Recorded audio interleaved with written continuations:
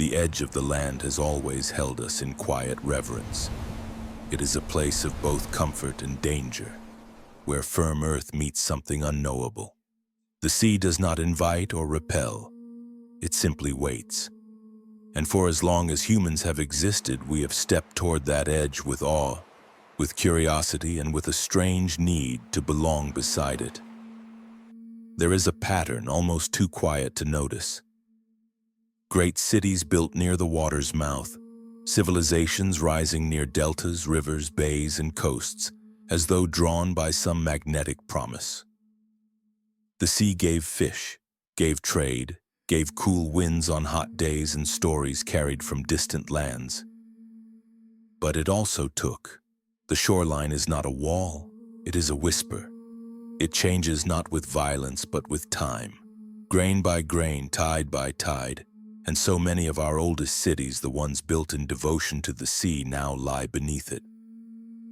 Gone are their towers, their music, their lights that once shimmered at the edge of the world.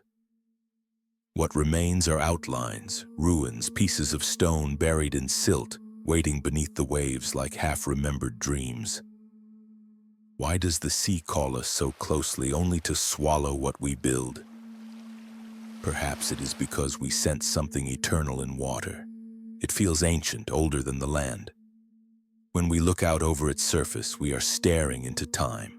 There is no end to it, no visible boundary. It holds secrets without needing to speak them. A perfect silence, a place to vanish. And maybe that's why across the millennia people built homes where the earth meets the tide. In ancient Mesopotamia, cities lined the rivers that birthed agriculture. In Egypt, temples rose along the Nile. In India, shrines gazed toward the monsoon seas. In Greece, harbors were carved into rocky coasts, always close to water, always close to change. These places didn't fall overnight, they sank slowly. Sometimes from earthquakes, sometimes from rising tides, sometimes from the weight of their own ambition. And yet their disappearance often left no record, just a gap in the story, just silence. There's something deeply unsettling in that silence. We tend to think of cities as permanent, but they're not. They breathe and die like anything else. What once bustled with voices can become in time a realm of coral and shifting sands. The sea is patient. It reclaims without anger. And what of the people? Did they know the waters were coming? Did they see the waves slowly rise over familiar streets? Did they hear the ground fracture underfoot? Or did it happen so gradually that no one noticed? Not until it was too late. These are the thoughts that follow when we look out across a calm ocean and ask, what lies beneath? Not just in the physical sense, ruins, pillars, shattered roads, but in the emotional memory of a place that used to be. A city once alive, now submerged not just in water, but in forgetting. What compels a culture to build on the edge? Is it a necessity? Is it faith? Or is it some subconscious yearning to be near the unknown, to sleep beside the great silence? The shoreline is a liminal space, neither land nor sea, neither permanence nor loss. And this is where our story begins, not in the depths, not in catastrophe, but in the quiet tension of a choice.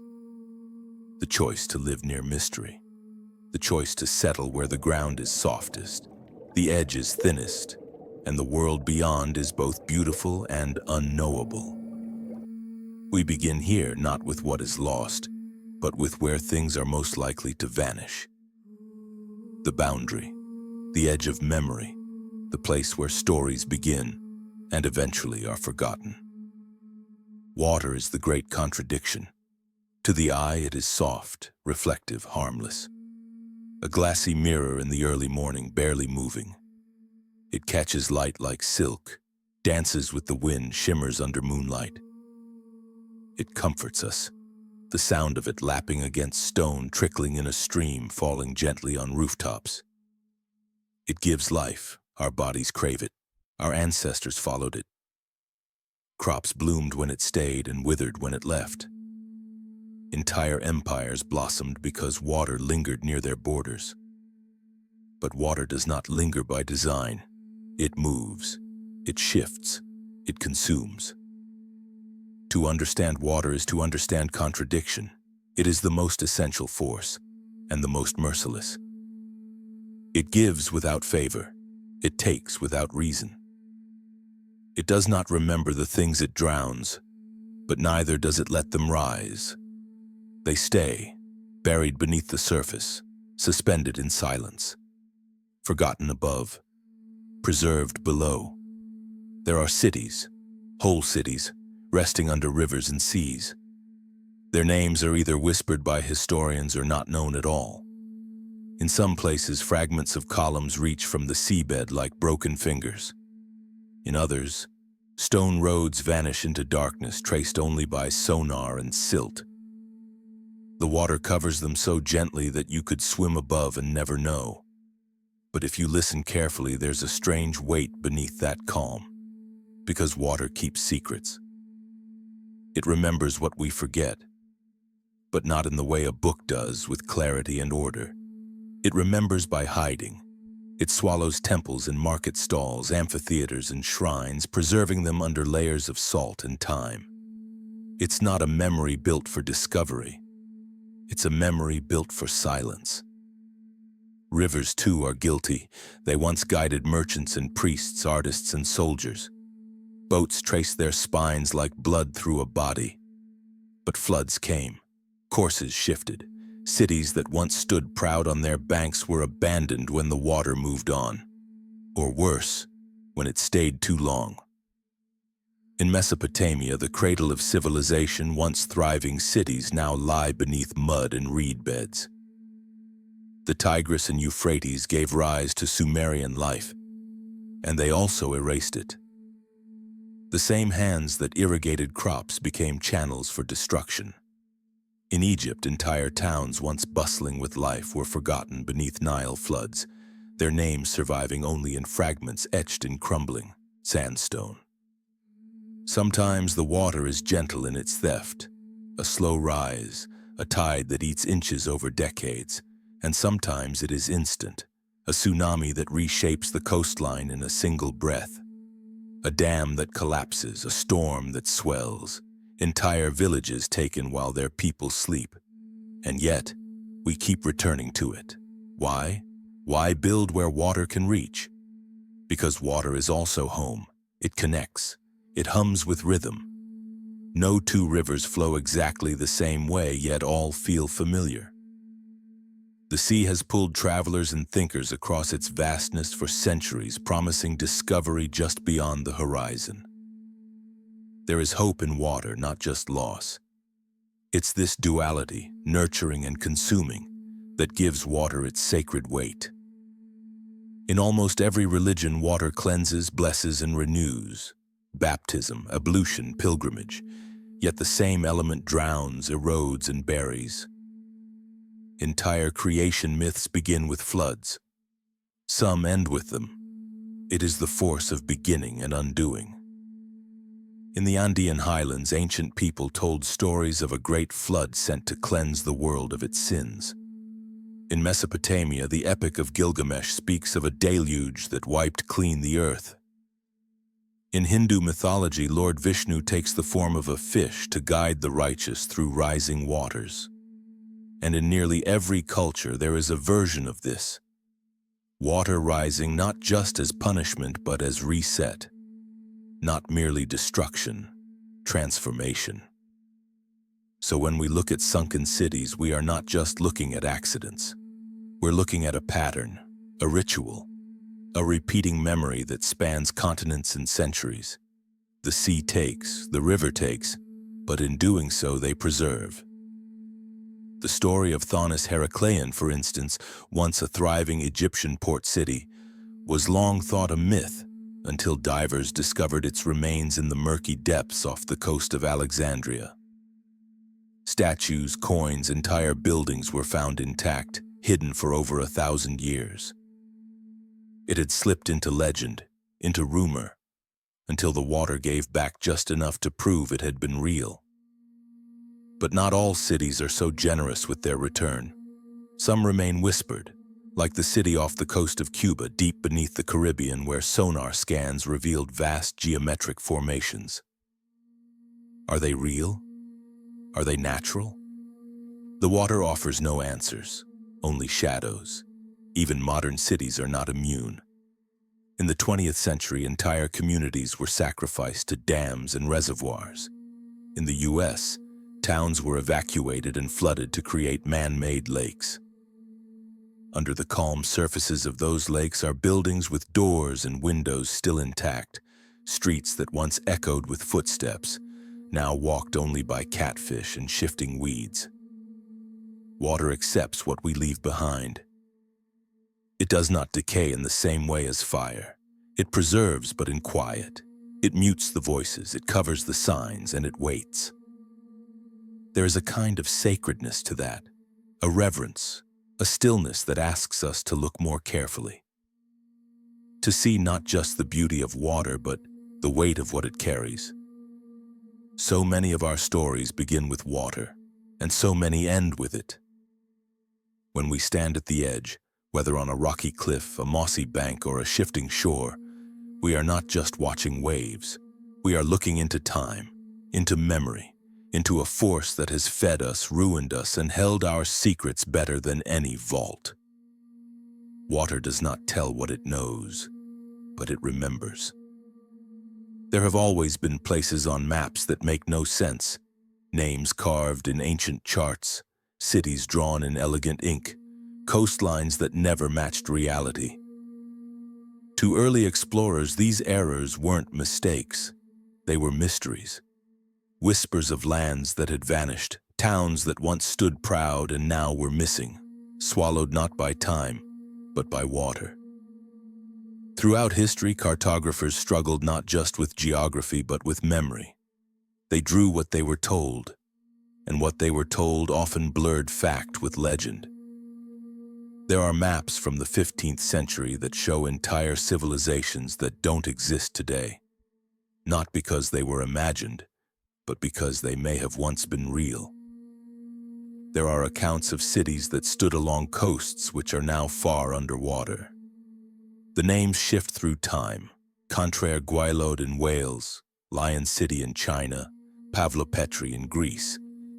In some cases, their stories come from ancient sailors, in others from folklore passed down by villagers who heard their grandparents speak of church bells ringing beneath the sea. These stories persist not because they are convenient, but because they resonate. They feel real, even when the evidence is murky. And sometimes the evidence surfaces. Pavlopetri, for centuries thought to be myth, was discovered just a few meters off the coast of southern Laconia. Streets, courtyards, even tombs, all resting beneath the Aegean, preserved by the same force that erased them. The city dates back more than 5,000 years, older than many written histories. It had slipped beneath the waves during a series of earthquakes, but the memory lingered. Elsewhere in the Bay of Cambay in western India, sonar revealed geometric shapes, straight lines, grids, stretching across the seabed. Some believe these ruins could be older than any known civilization in the region. The stories of Dwarka, the ancient city of Krishna, rise to the surface again, told not in temples but in patterns etched in silt. Nothing is confirmed, but something is there. The maps were right, or at least not entirely wrong. In Cornwall, England, local fishermen still speak of the lost land of Lyonesse, said to have stretched between Land's End and the Isles of Scilly. It was a place of great beauty, rich forests, fertile fields, until the sea rose and took it all. Legend says the bells of its churches can still be heard on quiet days beneath the waves. No solid ruins have ever been found, but Roman and Bronze Age artifacts occasionally wash ashore, enough to keep the question alive. These are not isolated tales. Across the world we find echoes, on every coast and every sea. In the Andaman Islands, they tell of a submerged kingdom. Off the coast of Japan, fishermen speak of forgotten ports. In West Africa, myths speak of sacred cities swallowed during great floods, long before colonial maps existed to deny them. And then there are the maps themselves, old and curling with time. Some drawn by hand on parchment, others etched on stone. On the 16th century Piri Reis map, Antarctica appears, thousands of years before it was officially discovered. How could that be? Theories range from misunderstood coastlines to lost ancient navigation. But whatever the explanation, it suggests something deeper, that knowledge was once held and then lost. Disappearance is rarely abrupt. It happens slowly, like a breath fading, a shoreline eroding, a river shifting course. The village that once stood proudly beside a lake finds its docks useless, its wells dry. Or worse, its foundations submerged. People leave, the place dies. Within generations it becomes a ghost, within centuries a myth. But sometimes what disappears returns.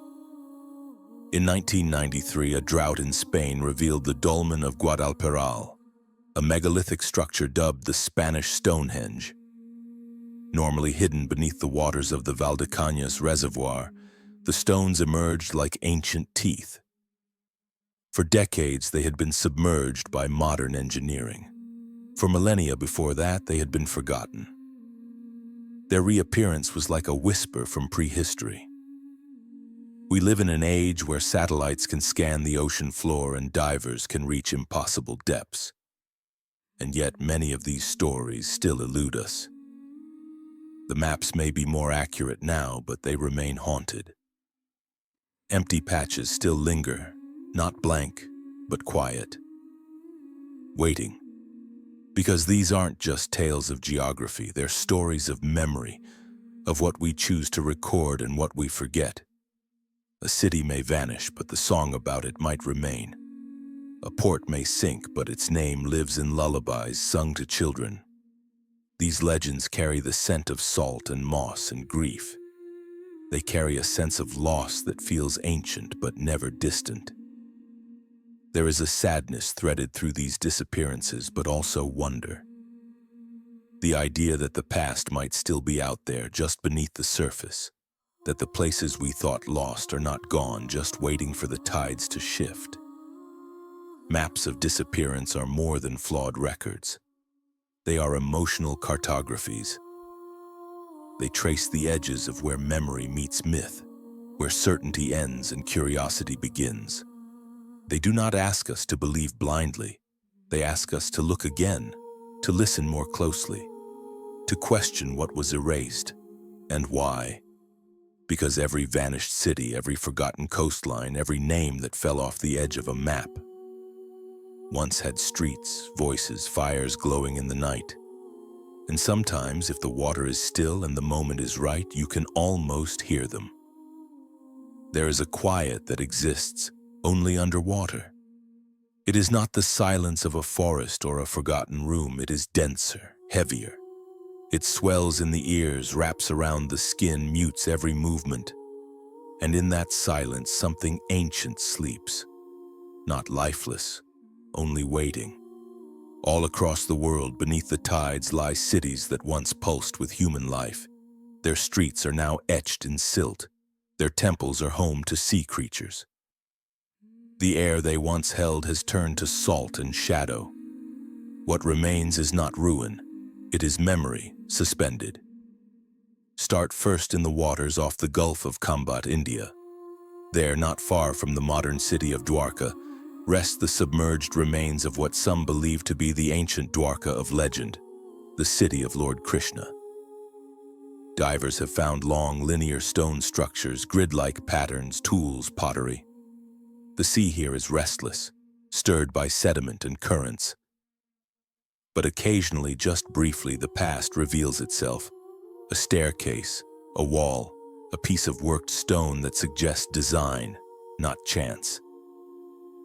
In Hindu scripture, Dwarka was a divine city, vast and resplendent, with golden palaces and towering spires. It was said to have been reclaimed by the sea after Krishna's death, as though it were too holy to exist without him. Now divers descend into murky waters to find stone blocks wrapped in seaweed, barnacle-covered foundations. There is no golden shimmer, only an eerie hush, a feeling that someone once walked here, prayed here, celebrated here, and then vanished. Far to the west, under the Mediterranean, another city waits, Thonis-Heracleion. Once a mighty Egyptian port at the mouth of the Nile, it disappeared around the 2nd century BCE. For centuries it was thought to be legend. Herodotus wrote of it, as did other ancient historians, but no trace remained. Then in the year 2000, archaeologists discovered its ruins under the silt-laden waters of Abu Qir Bay. What they found was staggering. Enormous statues toppled but intact. Granite columns, ceremonial barges, inscriptions in multiple languages. Massive temple remains and everyday objects, coins, anchors, measuring tools, all preserved in the grip of time. Where once priests led processions through marble courtyards, fish now glide through sunlit halls. The harbor, once noisy with merchants and ritual, is now silent but for the sound of bubbles rising from scuba tanks. Imagine walking there, not on dry land, but swimming through rooms once meant for gods and kings. The quiet is deafening. Every object feels misplaced, like it belongs to a world that forgot how to speak. In Greece, just off the coast of Laconia, lies Pavlopetri. Unlike the grandeur of Dwarka or the ceremony of Heracleion, Pavlopetri was a modest Mycenaean town, but no less meaningful.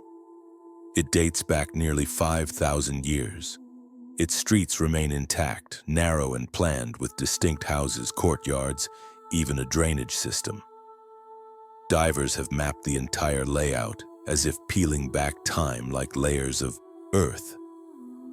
This was not a mythic city. This was a home. And in that ordinariness there is something profoundly human. You can almost imagine a child running between doorways, a pot boiling over a fire, someone stepping outside to watch the sea, never knowing that one day the sea would step inside. These cities, and many others, share a haunting similarity. They weren't lost to war or conquest. They weren't buried under ash or swallowed by fire. They were taken slowly, gently, by the very waters they once depended on. It's easy to forget that these weren't abandoned ruins when they sank. They were alive. Heracleion had canals, bridges, bustling markets. Pavlopetri saw trade and song and birth. Dwarka glimmered with faith and festival. And then, over time, or in a single catastrophic moment, they were gone. What remains is absence shaped into form. In Japan, off the coast of Yonaguni, divers have discovered massive stone formations resembling steps, platforms, and pillars. Some believe them to be natural formations. Others insist they're remnants of a lost civilization.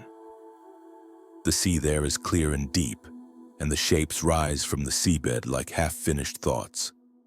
Whether natural or man-made, they draw the same reaction: wonder, laced with unease.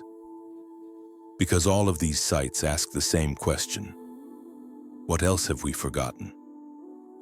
These cities beneath the waves are not frozen in time. Time flows differently here. Currents shift sands, coral grows over once flat floors, creatures burrow into ancient stone.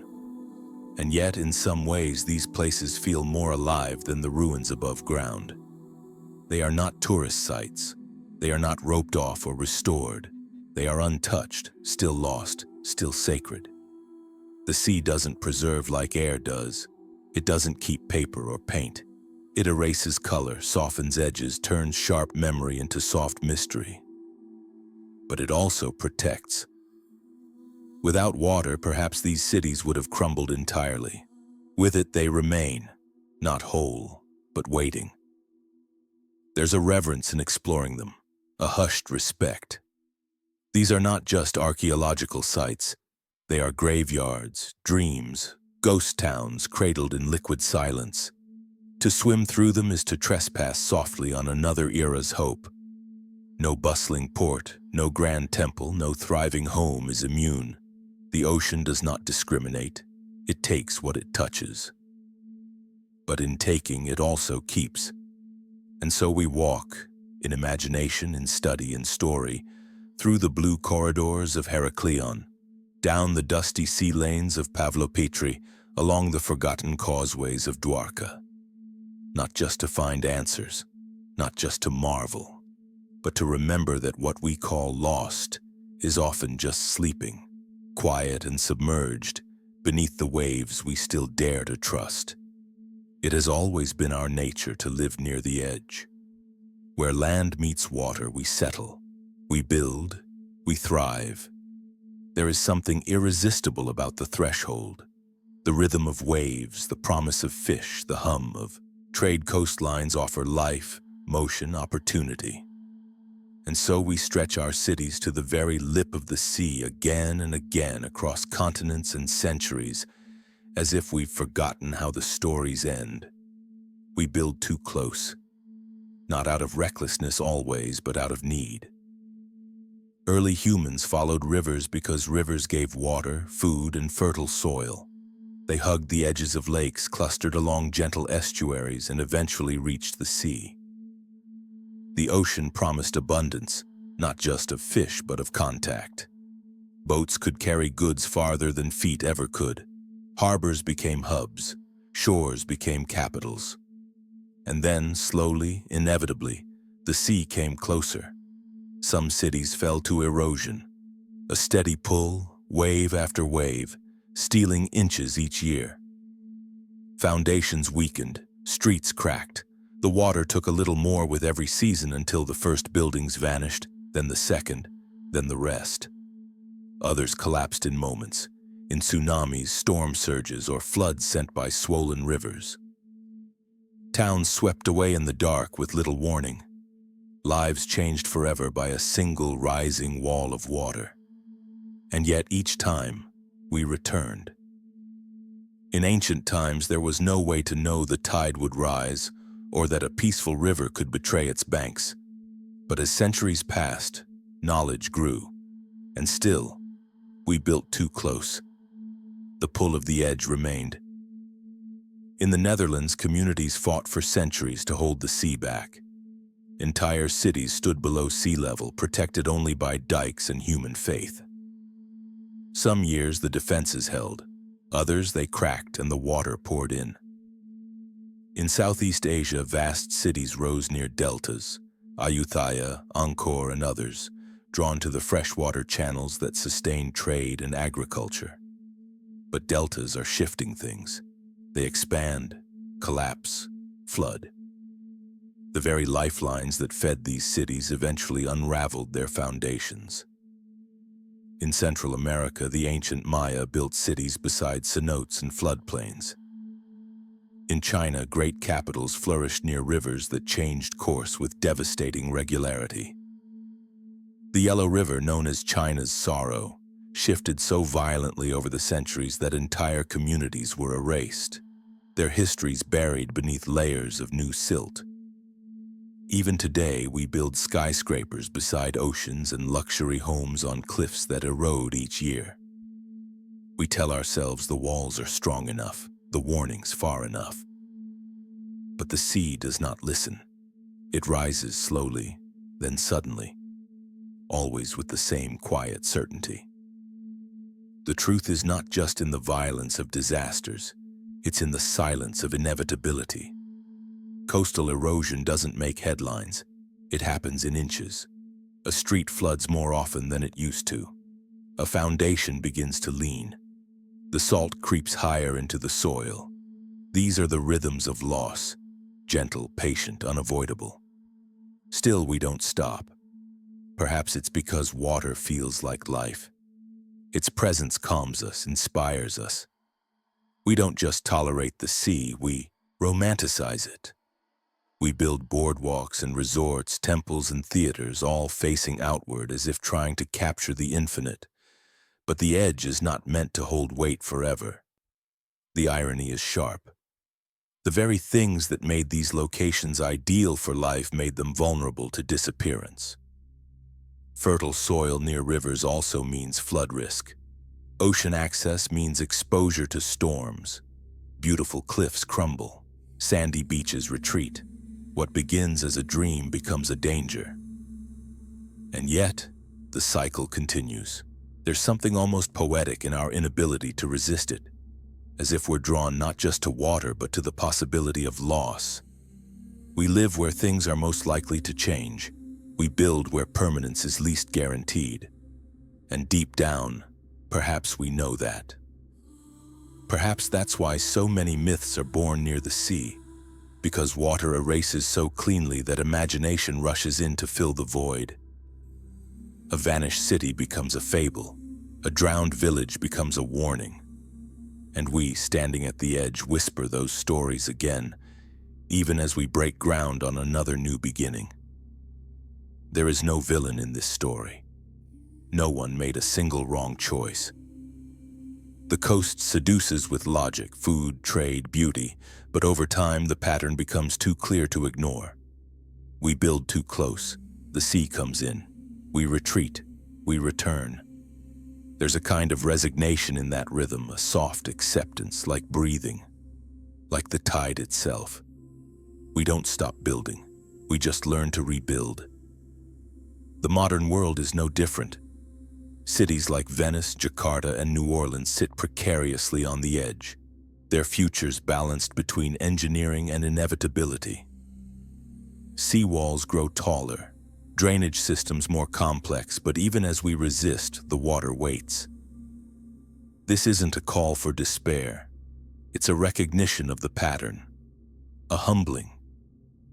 Because in the face of the ocean, we are never more human, hopeful, flawed, persistent. We know the risk. We build anyway. We build close to the edge because it feels like the beginning of something, not the end. And maybe in some way that's true. Even as the tide creeps in, we turn our windows toward the water, not in fear but in wonder, knowing what came before, and choosing still to stand on the shore. It begins not with a legend but with a conversation. Around 360 BCE, the philosopher Plato sat to write Timaeus and Critias, two dialogues that would outlive empires. In them he spoke of a city, vast, advanced, impossibly beautiful. A circular island with concentric canals and towers gleaming with orichalcum, surrounded by fertile fields, sacred temples, and a proud people. This city, he claimed, had once waged war on the known world, only to fall out of favor with the gods and be swallowed by the sea in a single day and night. He called it Atlantis. He wrote of it as if recounting memory, as if the tale had come from an Egyptian priest passed to Solon and then to Critias, a chain of memory stretching across generations. But even as Plato described it, he framed the story as allegory. A lesson about human arrogance, a mirror held up to Athens meant to caution against hubris and decay. And yet, the world has never been able to let go of Atlantis as just an idea. For centuries, explorers, scholars, and dreamers have searched for it, not as myth, but as fact. They have mapped coastlines, dived into forgotten seas, interpreted ancient texts in hopes of finding proof. And every time the ocean reveals a fragment of a forgotten city, a whisper rises. Could this be it? But Atlantis, as Plato told it, was not merely a city, it was an ideal. A shadow on the wall of history, vivid, compelling, but always just out of reach. Still, there are questions that refuse to fade. Was Plato inspired by a real place? Historians have long debated the source of his story. Some suggest he based it loosely on the destruction of Thera, modern-day Santorini, where a volcanic eruption around 1600 BCE tore a flourishing Minoan settlement apart. Ash filled the sky. Tsunamis swept the Aegean, entire cities were lost. The event would have been catastrophic enough to echo across generations, distorted into parable over time. Others believe the tale may have drawn from Egypt's own lost cities like Thonis-Heracleion, which vanished beneath the Nile Delta, and were remembered only in fragments until rediscovered centuries later. The Egyptians were master chroniclers of floods, rebirth, and divine punishment. It's not impossible that Plato's informants relayed such memories, real but distant, dressed in spiritual symbolism. And yet there's something about Atlantis that feels deeper than any single source. It resonates because it feels familiar. It mirrors stories told across cultures of golden ages that ended, of cities too proud, too advanced, too distant from virtue, brought low by nature or divine will. The flood myths of Mesopotamia, the drowning lands of Welsh legend, the sunken temples of Indian lore, all speak to a similar rhythm. Rise, fall, water. Perhaps the power of Atlantis lies not in its geography but in its emotional truth. Because we know that cities sink, we've seen it. We've pulled statues from seabeds and traced roads that vanish into the tide. We know that memory can linger long after stone has fallen. And in that space, between known history and the human need to explain absence, myth is born. Atlantis sits at the intersection of memory and imagination. It is a reminder that not all stories are lies. Some are echoes. Some are the bruises left by forgotten truths.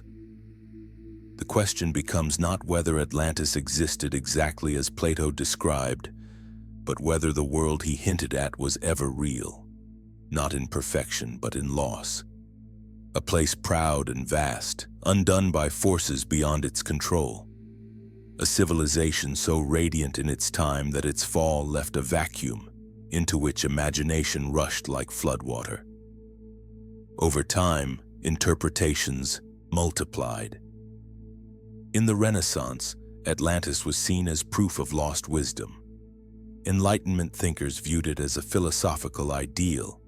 In the 19th century, it was tied to theories of racial origins, spiritualism, even pseudo-scientific ideas of sunken continents. The 20th century brought waves of speculation, linking Atlantis to Antarctica, to the Caribbean, to extraterrestrials. Each theory drifted farther from Plato, until the original story blurred beneath layers of projection. But what remains, beneath all the noise, is a human yearning. We want Atlantis to be real, not for proof but for poetry. Because if Atlantis existed, it means that greatness can be lost.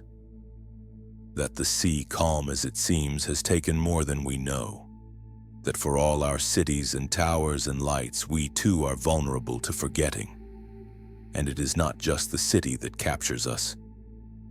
It is its end. One day and one night of misfortune, Plato wrote. No gradual decline, no slow erosion, just sudden absolute disappearance. It's a terrifying thought, and a strangely beautiful one, that something so grand could vanish so cleanly, that there might still be silence somewhere in the deep where voices once rang. Imagine it, a city that once gleamed in sunlight, now resting in shadows. A place of music and trade, temples and law, now only visited by currents and fish.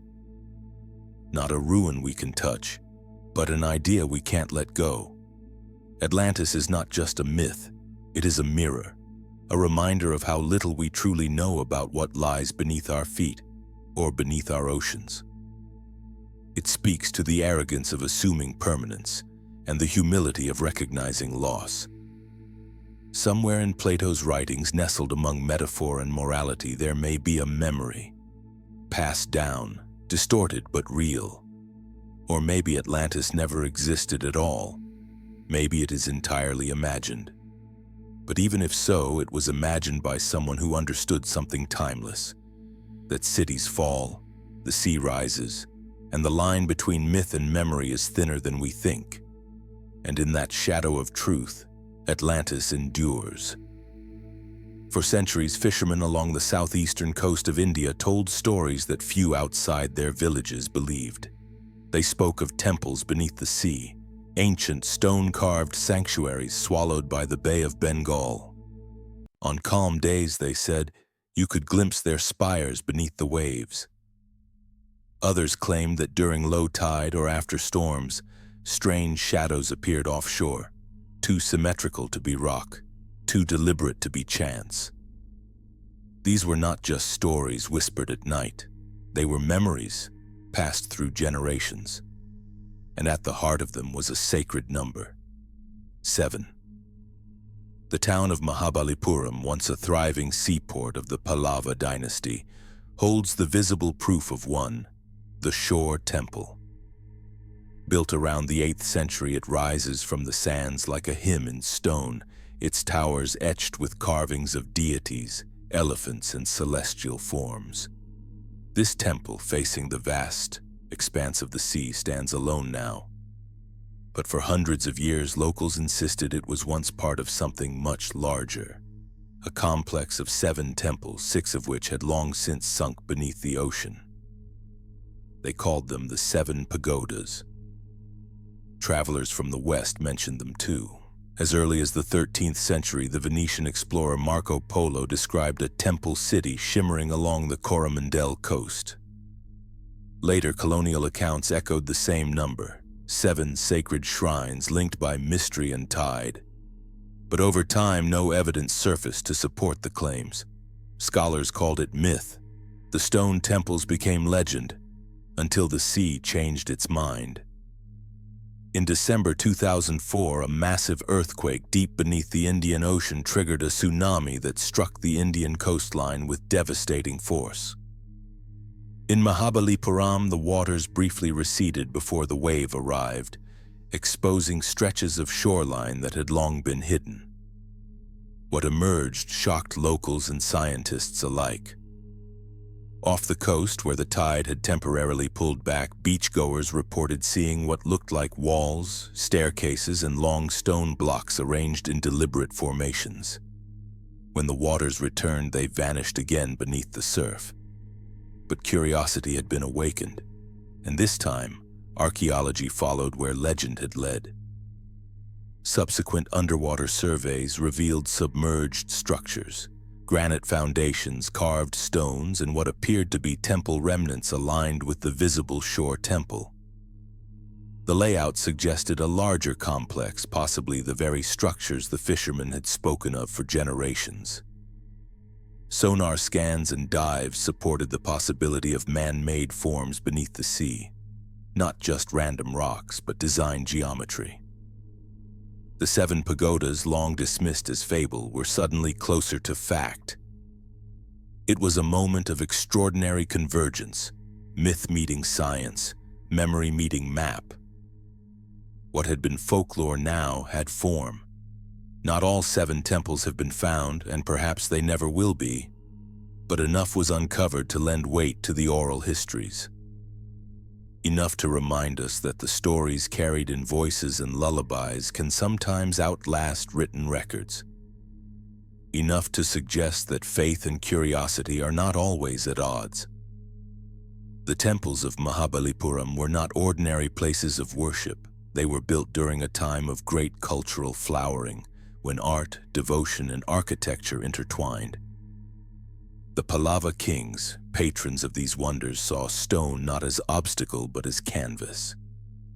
Their sculptors carved entire epics into rock, shaping gods and stories from the granite hills.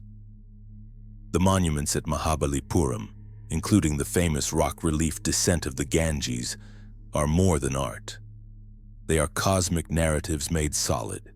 That the sea now hides part of this sacred landscape only adds to its gravity.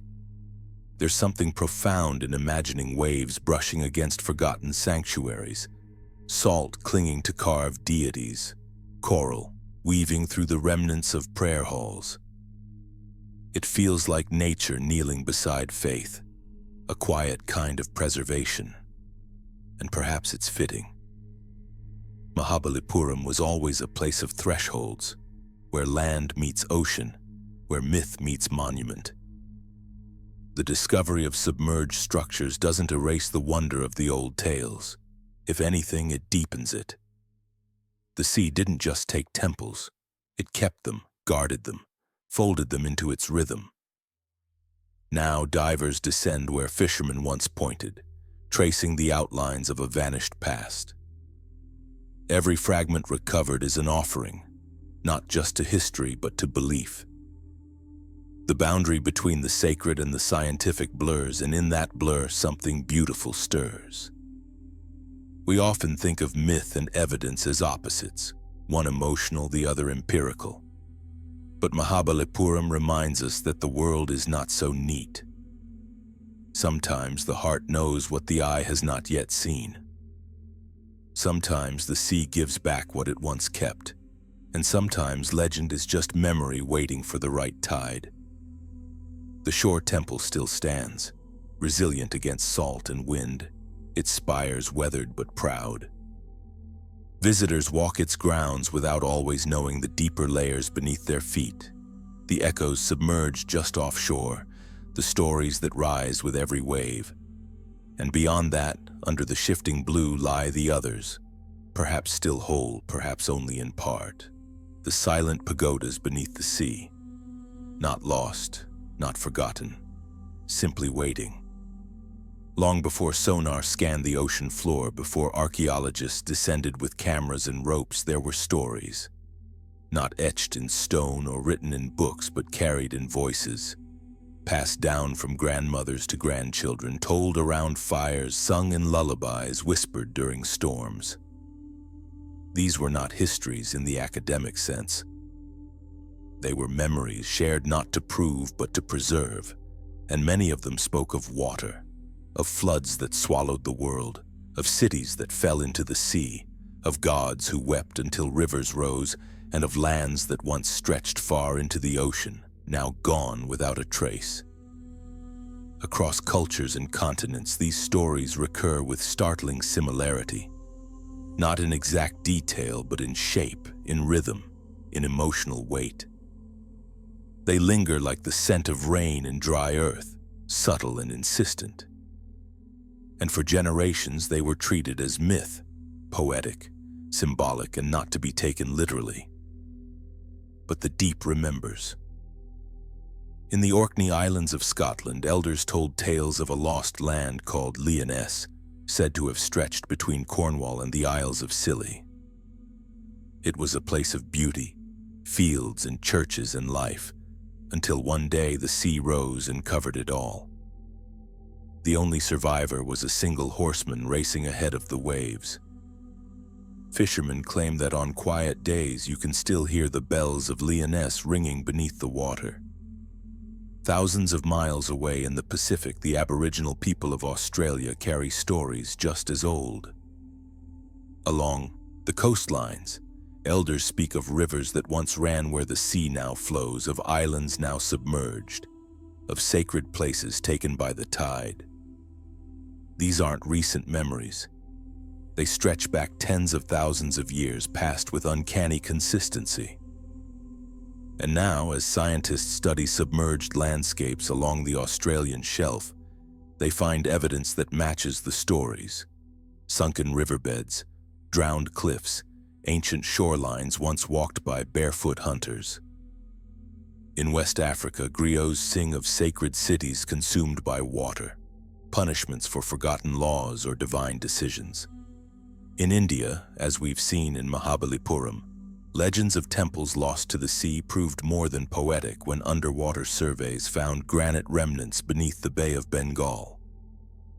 In Japan, the tale of Urashima Taro, a fisherman who visits a kingdom beneath the waves, carries echoes of lost underwater realms, dreamlike but persistent. What all these stories share is not geography but longing, a collective memory that something was once here and now it is not. Folk memory is not about precision. It does not provide carbon dates or archaeological layers. What it offers is tone, the emotional residue of loss. It tells us what mattered, what was mourned, what was too significant to be forgotten entirely. And now, slowly, science is listening. As underwater archaeology advances, we begin to see outlines that match the old songs. Not perfectly, not always, but enough. Sonar reveals sunken forests, ancient pathways, stone tools deep below modern sea levels, remnants of human presence in places once dry, now blue. Each new discovery suggests not just that sea levels rose, but that people witnessed it, lived through it, and remembered. In Doggerland, the lost landscape beneath the North Sea, scientists have found traces of settlements, tools, and animal bones. It was once a vast plain connecting Britain to Europe, a thriving ecosystem. And when it vanished beneath rising seas, it didn't disappear all at once. People likely watched their world shrink year by year, hunting grounds swallowed, rivers overtaken. Did they tell their children? Did they sing about the fading land? We'll never know for certain, but somewhere those stories must have traveled. What was once dismissed as fable now holds a different kind of weight, because perhaps the deepest truth is not the exact name of a place or the date it sank, but that it was loved, that someone noticed when it was gone, that the water did not simply erase the city but carved it into the minds of those who remained. These ancestral voices still echo, not loudly but clearly enough to guide, not as maps, but as invitations. Look here, listen closer. Something once lived beneath this sea, and so we do. We dive, we scan, we dig, and sometimes we find, other times we find nothing, only silence and shifting sand. But even then the stories remain, stories that say this was once ours, this was once real. Not all myths are metaphors. Some are memories wearing softer clothes. The sea may cover stone, but it cannot fully bury the human need to remember, or the quiet power of a story told often enough to outlast the very land it came from. Off the southern tip of Japan, where the East China Sea fades into the vast Pacific, lies Yonaguni Island, a remote, windswept fragment of land that seems to float between two worlds. Here, the waves crash hard against the rocky shoreline, and on certain days, the horizon feels like it could swallow the sky. It's a quiet place, more ocean than earth, where the silence runs deep. And beneath these waters, something waits. It was 1986 when a local diver searching for hammerhead sharks first saw the shadows. At first, it seemed like a trick of the light. Sharp angles beneath the waves, lines too clean for coral or chance. He swam closer. What he found would become one of the most enduring mysteries of the deep. A sprawling stepped structure hidden beneath 25 meters of turquoise water, shaped with such geometric precision that it seemed impossible to be natural. Since then, the site has come to be known as the Yonaguni Monument, though no one can say for certain what it really is. It stretches nearly 150 meters in length and rises like a lost ziggurat from the ocean floor. Wide, flat terraces stacked atop one another, straight-edged ledges and corridors, tall pillars that resemble gates, staircases, ramps, platforms, all made of stone, all weathered but eerily regular. Divers describe the feeling of swimming through a sunken city, a forgotten complex of silent halls and rooms that no longer lead anywhere. But the question still lingers, like a whisper through the currents. Is it man-made, or merely a breathtaking accident of geology? The surrounding seafloor offers few clues. There are no inscriptions, no pottery shards, no tools, nothing that definitively ties human hands to stone, and yet, its angles defy randomness. Sharp 90-degree corners, walls that run straight for meters, blocks that seem chiseled as if shaped with intent. There are even features some claim resemble a road, or a stepped pyramid, or a rectangular pool carved perfectly into the rock. To many it feels like a city, or at least the skeleton of one. But whose? Supporters of the man-made theory point to Japan's long history of stoneworking, particularly during the Jomon period, which dates back more than 10,000 years. They suggest the structure could be remnants of a civilization long lost to rising seas, a culture predating known history, erased from the record and left only to be rediscovered by accident. If true, Yonaguni could be among the oldest human constructions on Earth. But skeptics argue otherwise. They say it is natural, a product of tectonic uplift, fault lines, and centuries of erosion. The stone is sandstone, known to fracture along horizontal and vertical planes. Water and earthquakes, they explain, can do remarkable things. The structure's symmetry, they say, is a coincidence, not a blueprint. And still the mystery deepens. There are smaller details, less grand, more unsettling. On one section of the monument, divers have photographed what appears to be a carved face, staring silently toward the surface. Its features are weathered but symmetrical. In another spot, what looks like a series of post holes runs in a near-perfect line, as though something once stood there. Elsewhere, a chamber-like space with walls rising on either side gives the impression of a corridor or sanctuary. Empty, echoing, unclaimed.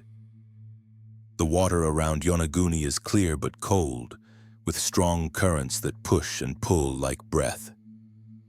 Divers describe the experience as otherworldly, not frightening but disorienting. The scale of the monument, combined with the fluid silence of the deep, creates a kind of surreal trance. Time slips.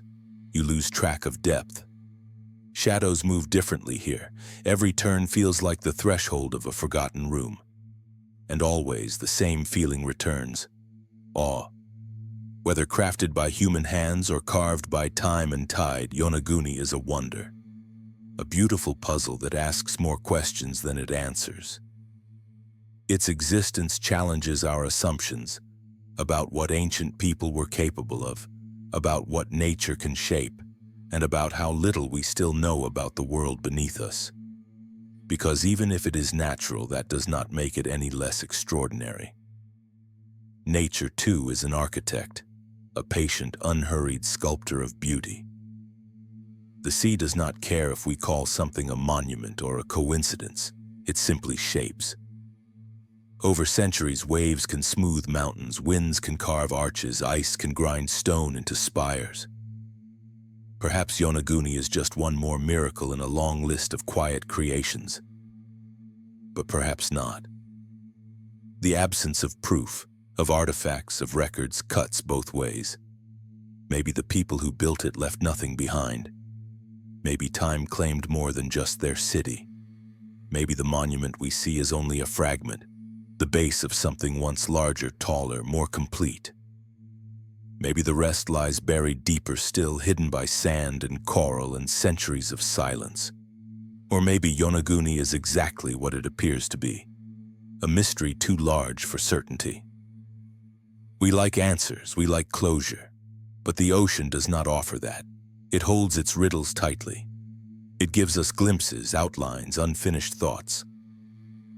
Yonaguni is one of those thoughts, strange, incomplete, and profoundly moving. Some say it proves the existence of an ancient lost civilization. Others call it an underwater Stonehenge. Some link it to Mu, the hypothetical sunken continent of Pacific lore, a sibling myth to Atlantis. Still others urge caution, reminding us not to turn questions into conclusions too quickly. But perhaps it doesn't matter what we call it. What matters is what it stirs in us. Because standing, or floating, above Yonaguni is like brushing against the unknown, like reading the first page of a book with no title, no author, no ending.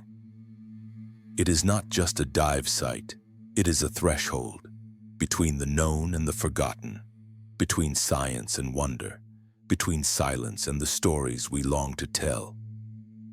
In the end, the Yonaguni monument may remain unresolved, and maybe that's the point. Some places are not meant to be solved. Some puzzles are meant to be held, beautiful, haunting, and whole in their uncertainty. The ocean is not a place of straight lines. It is a realm of drift and dissolution, of organic curves and restless movement. Everything beneath the waves bends, kelp in slow dance, coral in chaotic bloom, currents twisting through trenches like unseen fingers.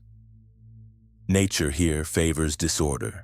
It works without blueprints, and yet in some corners of the deep, strange patterns emerge. Too angular, too exact, shapes that feel like they don't belong. These are the geometries that shouldn't exist. Take, for instance, the submerged formations near the coast of Cuba. In the early 2000s, sonar scans of the seafloor between the Guanahaca-Bibes Peninsula and the Yucatan Channel revealed unusual anomalies. Rows of large, symmetrical stone structures laid out in what seemed to be grids. The formations stretched over several square kilometers, sharp edges, apparent corners, even features that resembled pyramids. At a depth of over 600 meters, these shapes defied expectation. If natural, they were uncanny. If artificial, they were impossible. Built thousands of years before any known civilization could have worked at such depths. Some researchers suggested the area may once have been above sea level, lost to ancient tectonic shifts or glacial melt. Others warned against drawing conclusions too soon. The site remains largely unexplored. What we have are sonar images, hazy geometric echoes, and the unnerving feeling that something once stood there, aligned and ordered, now buried beneath centuries of salt and silt. Elsewhere in the Atlantic, near the Azores archipelago, similar whispers rise. Divers have reported seeing large pyramid-like structures on the seafloor, their sides smooth and rising with symmetry from the sand. In 2013, a Portuguese sailor claimed to have discovered a perfectly square pyramid between the islands of São Miguel and Terceira, its peak rising just 40 meters below the surface. Some believe these formations are natural. Others, pointing to their orientation and proportion, insist they are not. The debate circles endlessly, the ocean, as always, giving little away. In the waters off Bimini in the Bahamas, a formation known as the Bimini Road has puzzled explorers for decades. Discovered in 1968, it consists of a half-mile-long stretch of flat, rectangular stones laid in a curving line beneath the shallow sea. The blocks are massive, some weighing several tons, and appear to be fitted together like a crumbling walkway. Are they natural beach rock formations, or the remains of an ancient port, a breakwater, a causeway built by a forgotten culture? Skeptics point to the known behavior of limestone fracturing and settling into seemingly deliberate patterns. Believers see intention, a path built by hands, not waves. The stones whisper of organization, of planning. Their very regularity unsettles. Amid the chaotic coral and swaying seagrass, they sit, unmoved, structured, inexplicable. And in the Caribbean near Yonaguni, other lesser-known sites report similar features. Walls with interlocking blocks, submerged platforms with stair-step arrangements, forms that mimic human design but reside far from any known settlement. Some researchers have cataloged underwater stone circles and rectangular foundations in locations from the Mediterranean to the South China Sea. They appear like mirages, geometries in the deep, born from either deliberate minds or the strangest chance. This is the tension that defines them, chaos versus order. The ocean is unpredictable. It tears down, it rearranges, it swallows whole mountains and leaves no trace. And yet, in these anomalies, we see form, repetition, balance. These are not the fingerprints of randomness, that they suggest method, which is why they haunt. Because if these structures are natural, then nature is more precise than we imagined. And if they're not, then someone came before us. Someone whose works now rest beneath miles of pressure and time. But perhaps the greater mystery is not in what they are, but in how they make us feel. There's a moment when looking at a satellite image or a diver's photo where the mind catches. It sees the pattern before the brain can explain it. A square in the sand, a triangle in the reef, a road beneath the waves. The logic feels alien in a place so given to chaos. It disrupts the fluid language of the sea with something unnervingly geometric, the suggestion of control, of intervention, of presence. We may never know what these structures were. There are no inscriptions, no artifacts, only shape and silence. But that silence speaks. It invites us to wonder if memory is more than just stories. If the ocean holds not only our shipwrecks and coral, but our entire forgotten chapters, civilizations whose edges we are only beginning to brush. Or maybe these formations are reminders of nature's strange artistry, capable of sculpting precision from randomness, structure from pressure and erosion. Both possibilities are equally humbling. In a world obsessed with proof, these geometries offer only pause. They do not confirm, they do not explain. They exist at the edge of knowledge, not quite myth, not yet science. The sea has always been a master of erasure. But in these lines, these angles, these impossible shapes, it may have left behind hints, not answers, just enough form to stir the deepest kind of question. Because what shouldn't exist often leaves the deepest mark. And beneath the ever-moving waves, the impossible still waits, quiet, perfect, unresolved. Long before the ocean swallowed cities, ice held the world in its grip. It was not the ice we know now. Scattered across poles, shrinking with every year. It was vast and heavy, stretching across continents like a second sky. A veil of frozen white that blanketed northern lands, pressed mountains flat, slowed rivers to silence. And beneath that silence, the world waited. When the last ice age loosened its hold, it did so slowly, like an ancient breath exhaling after millennia. The ice melted, the glaciers receded, and what followed was not gentle. It was a flood, not of days or seasons, but of centuries, a rising of seas that transformed the face of the earth. Land vanished, shorelines moved, what had been forests became seabeds, what had been home became memory. There is something colder about this kind of loss, less dramatic than a city swallowed by a tsunami, more patient, more final. Because when water rushes in where ice once stood, it does not leave ruins to be mourned. It leaves emptiness. The warmth of ancient coastal cities, with their temples, their festivals, their firelight flickering off stone walls, contrasts sharply with what the glaciers erased. These weren't cities in many cases, but whole landscapes, plains, rivers, hills, hunting grounds, and with them the people who walked there. Paleolithic hunters, early gatherers, clans whose names we will never know. One of the most haunting examples lies beneath the North Sea. Today it is a churning expanse of gray water flecked with wind and tide. But once, it was land, Doggerland as we call it now. A vast stretch that connected Britain to mainland Europe. Lush and green, it was a place of rivers and marshes, wild game and quiet migrations.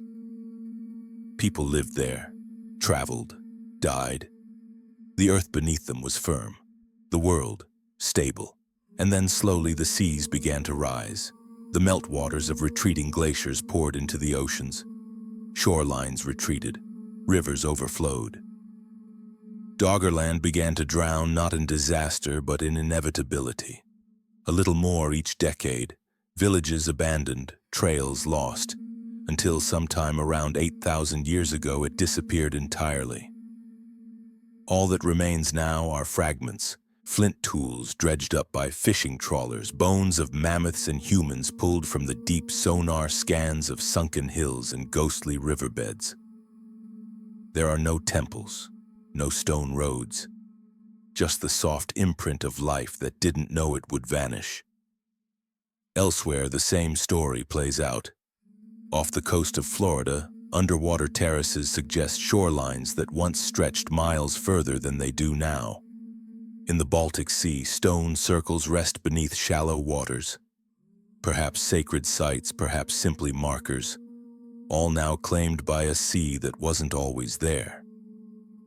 In Southeast Asia, the Sunderland Shelf tells an even greater tale. During the Ice Age, much of what is now sea between Malaysia, Indonesia, and the Philippines was dry land, a massive subcontinent filled with rivers, lakes, and human life. As the glaciers melted, this vast region flooded. Cities were not yet built, but the foundations of cultures, languages, and myth may have been laid here, and then erased. These submerged lands are harder to imagine than sunken temples or drowned statues. There is no carved stone to hold on to, no broken columns to frame the loss, only depth, only silence. But that silence has weight. It reminds us that history is not just what was built, but what was lost before building began. That beneath every sea may lie not a city but a story, of a people who stood on a shore that no longer exists, who watched the water come closer year by year with no way to stop it. The coldness of these forgotten places is not just temperature, it's tone. These aren't the vivid ruins of mythic cities. They are the quiet erasures of time. Places where warmth once lived, in campfires and song and survival, now hidden beneath currents that do not care. And still, the earth remembers. Not in names, but in layers. In peat pulled from the sea. In pollen frozen in sediment. In underwater forests discovered upright on the ocean floor, their trunks blackened but still standing. Once they reached for the sky. Now they reach for nothing. There is something reverent in exploring these places, or even imagining them, because they remind us that loss is not always loud, that sometimes the most profound disappearances happen not with a roar but with a long, slow hush. And maybe that's why they haunt us. Because the glacial veil lifted not just from the land but from memory, and what it left behind was water, still, cold and endlessly deep.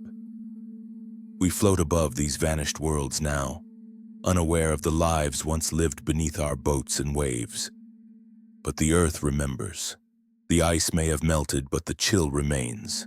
In the bones of forgotten land, in the shape of submerged valleys, in the echo of footsteps never carved into stone.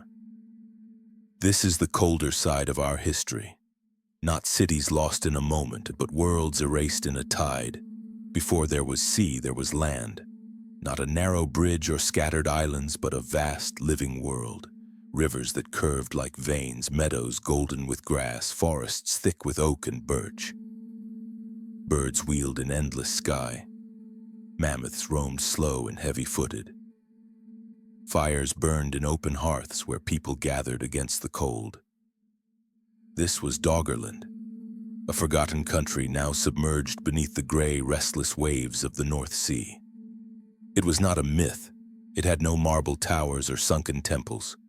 It left behind no walls or written stories.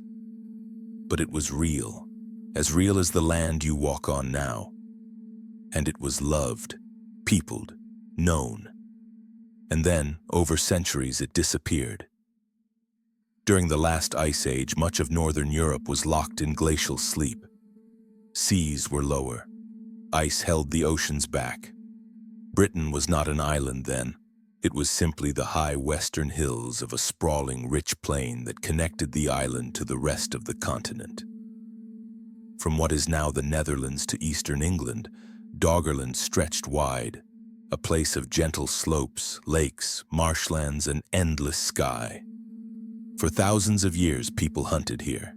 They fished in quiet streams. They followed herds through open valleys. They lived simply yet richly. A Mesolithic culture rooted in the earth, shaped by the turning seasons, tethered to the landscape. And then, the ice began to melt.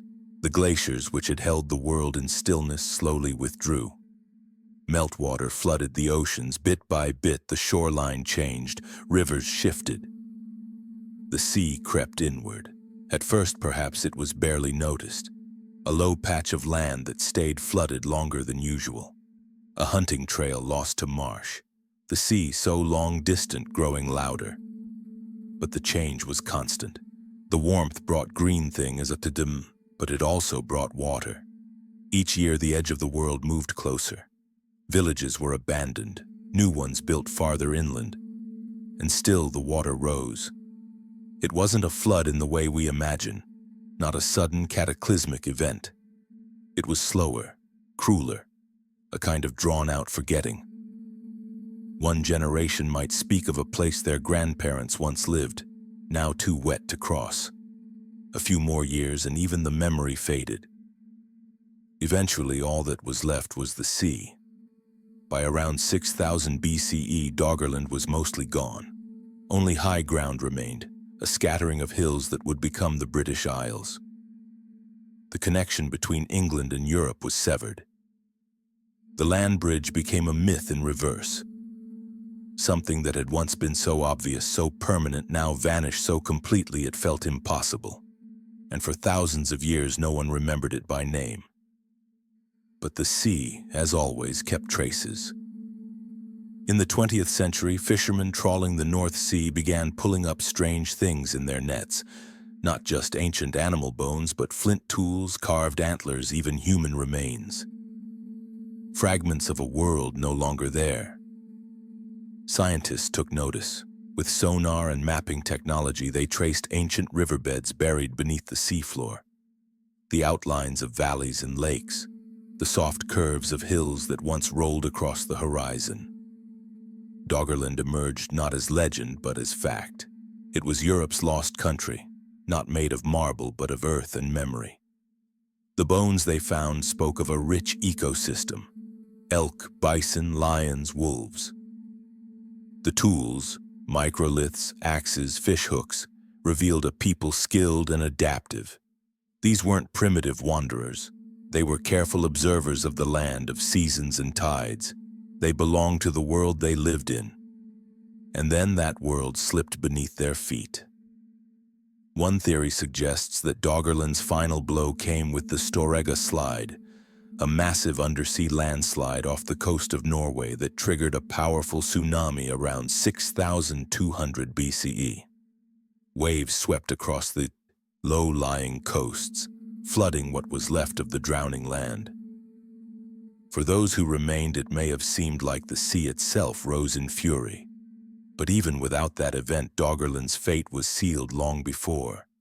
It was not a question of if, but when. The earth had shifted. The water would rise, the land would go, and so it did, with no farewell. What is perhaps most haunting is how completely Doggerland vanished. Unlike lost cities that leave behind walls and statues, this was a world swallowed whole. There are no ruins, only seabeds. No scrolls, only currents. It exists now in fragments, a tool pulled from the deep, a map of ridges traced on a sonar screen, a bone chipped by a hunter's blade. Yet it feels familiar, because in some deep place inside us we know what it means to lose home, to watch a world change beyond recognition, to see the land we trusted vanish beneath rising tides. Doggerland is not just a prehistoric footnote, it is a mirror. As sea levels rise today, slowly but surely our modern coastlines face similar fates. Cities built on deltas, homes on cliffs, ports on borrowed land, all vulnerable to the same quiet force that took Doggerland, the steady, unfeeling hand of water. We build, and the sea waits. But Doggerland also reminds us of something tender, that even when a place disappears, its story does not. The people of that drowned land are gone, but their presence lingers in the artifacts they left behind, in the patterns of submerged rivers, in the stories we now try to tell. They did not carve monuments or write books, but their footsteps are etched in the mud beneath the sea, their fires buried in layers of ancient peat. And in telling their story, we give them a kind of return. We imagine the warmth of their fires, the songs they might have sung beneath stars we still share. We picture children wading through marshes, elders watching the changing tides with uneasy eyes, hunters following the last mammoth tracks before the land grew soft. We hear the hush of grass in ancient wind, and then nothing. Just waves. Doggerland is gone, but not forgotten.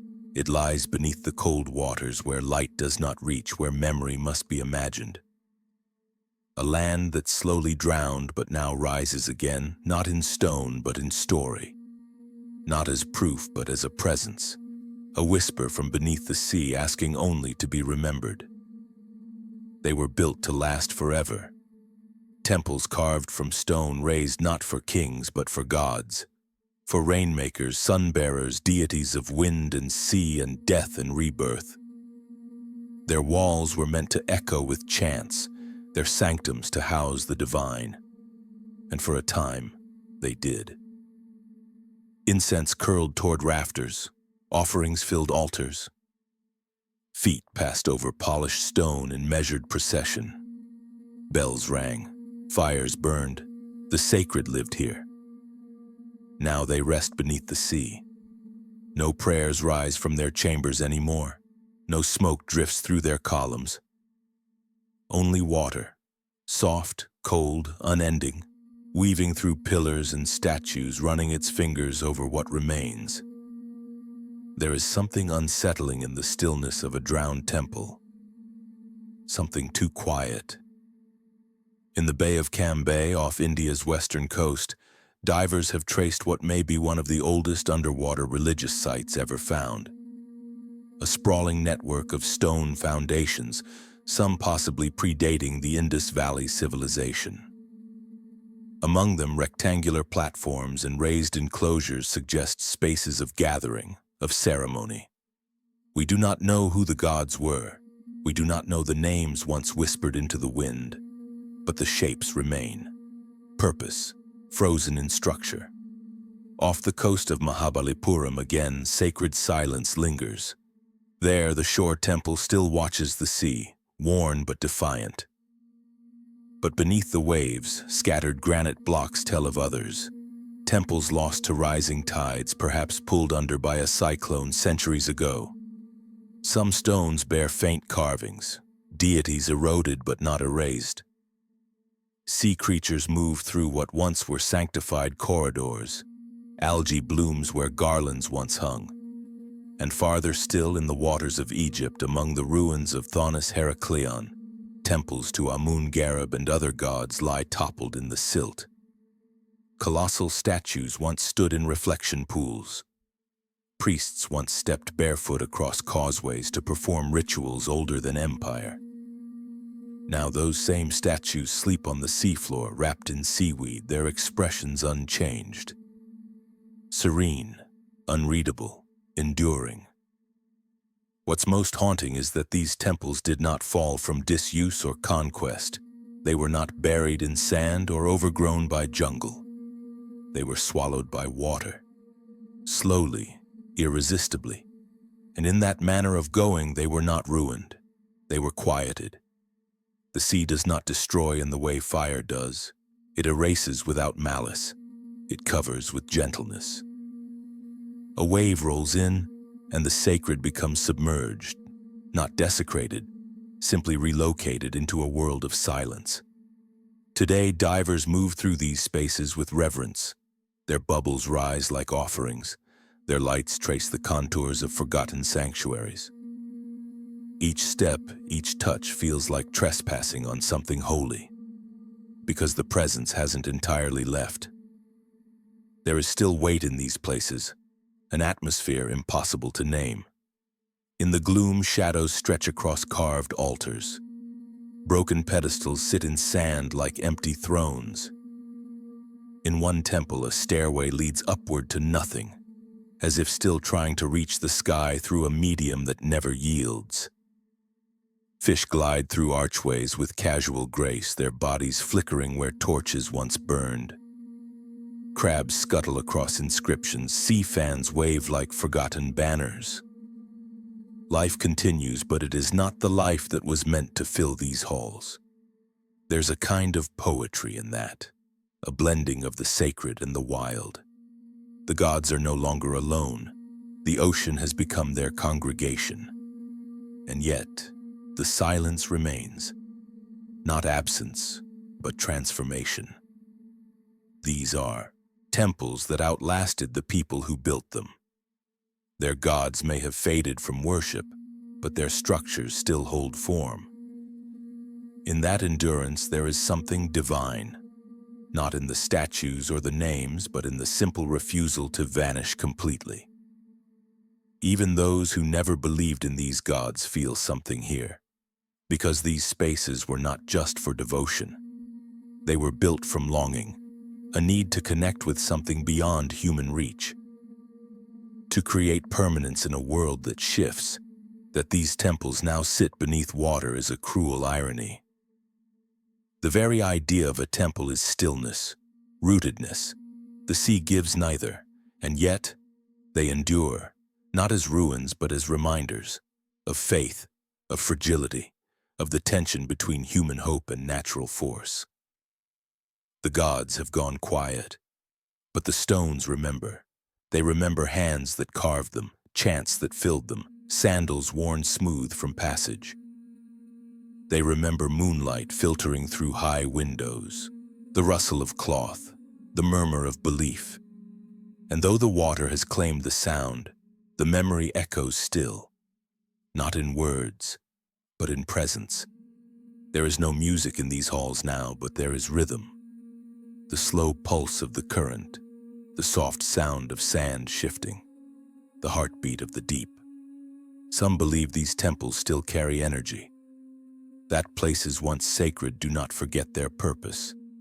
That under pressure and weight and time something lingers, a vibration, a pull, a quiet sacredness that water cannot erase. Maybe they're right. Maybe in the spaces where gods once stood something eternal remains. Not divine in name, but in feeling. That tingle of reverence, that involuntary breath held when entering a space that feels larger than yourself. Even beneath the sea you can feel it, especially beneath the sea. Because down here in the drowned sanctuaries of ancient devotion, the world grows still. The mind quiets, the noise of modern life disappears, and in that hush, something sacred stirs. Not the gods as they were once known, but something deeper, something older, something that refuses to be forgotten. There was a time when every object placed in water meant something, not discarded but devoted, not lost but given, to gods, to spirits, to the unknowable depths. Across centuries and civilizations, humans have turned to water not just for survival but for surrender. They cast in rings, amulets, carved figures, coins, and prayer-worn stones, tokens of hope, pleas for protection, gratitude, grief. Now those offerings lie in silence, beneath lakes and seas, in places where altars once stood or shores once bustled with life. Archaeologists find them, not by the dozen but by the thousands. Offerings once held in trembling hands, objects warmed by breath and belief, now cold, forgotten, sleeping beneath centuries of sediment. In the submerged ruins of Thonis-Heracleion, Egypt's drowned port city, divers discovered entire caches of ritual objects. Incense burners, ceremonial vessels, gold coins, figurines made for the gods. Some were laid carefully on temple floors, others tossed into the harbor's sacred waters, offerings made in motion, perhaps in desperation. These were not accidents, they were devotions. Now they sit in the deep, surrounded by salt and time. Off the coast of India near Dwarka and the Gulf of Kumbat, divers have recovered small artifacts, fragments of pottery, tools, beads, objects that may once have accompanied prayers. In the quiet water they rest without purpose now. The hands that offered them are long gone. The gods they were meant for no longer speak. And in lakes across northern Europe, peat dark, moss-choked waters, archaeologists have found whole worlds of devotion. Swords bent deliberately before being sunk. Jewelry deposited with care. Wooden idols lowered into the dark, one final gesture before vanishing beneath the rippling surface. Even human remains, not always sacrifice, sometimes ceremony, laid into water as a passage between this life and another. Each offering once had a voice, a hope, spoken or silent. Let my child live. Let this voyage be safe. Let the crops grow, forgive me. But the ocean does not echo, it absorbs. What remains now is contrast between the vivid life of belief and the total quiet that follows. The artifacts speak, but only through shape and material. Their stories are muted, their prayers unfinished. There is something haunting in that. The way water holds these objects, preserves their presence but not their meaning.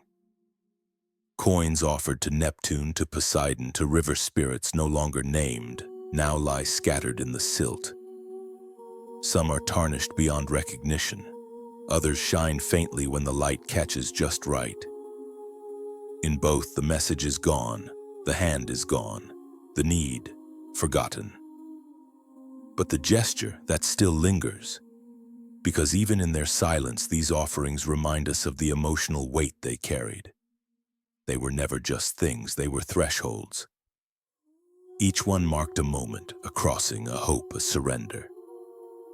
And now they lie on the ocean floor like scattered punctuation marks from a language we no longer speak. Divers who encounter them often report a strange stillness, even when surrounded by fish or coral or current.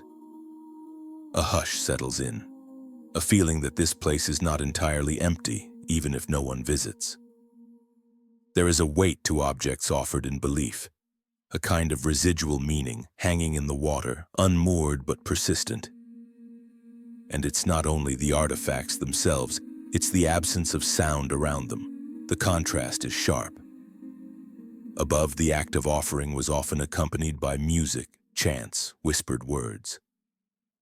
A mother's voice, a priest's call, the hush of a gathered crowd, the hush that was chosen, not inevitable. And then, the drop, the splash, the vanishing. Below, the silence is complete. Water does not carry voices like air. There are no echoes, only motion, only memory, imagined through form. Sometimes the offerings seem random, a pot, a spoon, a child's toy. But context changes everything. These were not misplaced. They were meant to be taken, not by accident but by faith. And faith, unlike stone, does not last in physical form. What endures is the mystery. The knowledge that someone somewhere long ago stood at the edge of water and let go of something precious, something sacred, hoping it would be received. And perhaps in some way it was. Perhaps the sea does remember, not with language or logic, but with the quiet reverence of holding. These offerings are not scattered, they are cradled, not erased, just quieted. They lie where they were placed, wrapped in sand, watched over by fish and time. They were meant to disappear, and yet they remain. Offerings to nowhere, or maybe to everywhere, to the deep, to the unknown, to something larger than ourselves. Something silent, something that, like the ocean, never answers, but always listens. We speak often of ruins, of stone, of structures swallowed by the sea, but we speak less of the hands that shaped them. The minds that imagined spires where there was only rock, the souls that measured, aligned, carved, and built. Beneath every submerged temple, road, or city, there was once a person, deliberate, focused, lifting stone against gravity, time, and tide. And now, those people are gone. We do not know their names. No scrolls remain, no blueprints. Their tools have rusted. Their bones, if found, offer no story beyond their silence. Yet their work endures, not above ground, but beneath water. And in that strange reversal, something remarkable lingers. The ocean may erase, but it also preserves. It cradles the weight of their decisions, each column placed with precision, each wall traced along stars, each staircase descending towards something sacred. These are not random stones scattered by accident. They are the fingerprints of visionaries who built as if forever was possible. In Heracleion, the ancient Egyptian port lost to the Mediterranean, remnants of colossal temples lie scattered across the seabed. The scale is staggering. 16-foot statues, delicately carved lintels, colossal columns. These weren't simple shelters. They were feats of alignment and intention, built to reflect the cosmos, to please gods, to last. And in some ways they did. The architects who designed these structures had no machines. They worked with pulleys, manpower, instinct. Their calculations were written in sand and memory. Still, they constructed wonders, cities that would stand long enough to vanish and in vanishing be remembered. In Dwarka, along India's sunken coast, divers have found outlines of streets and walls, stone anchors and geometric alignments. Some claim this city dates back 9,000 years. If true, it would rewrite much of what we know. But even if its age is debated, its design is clear. Purposeful, organized, advanced. Someone planned this place. Someone stood by the shore and dreamed it into being.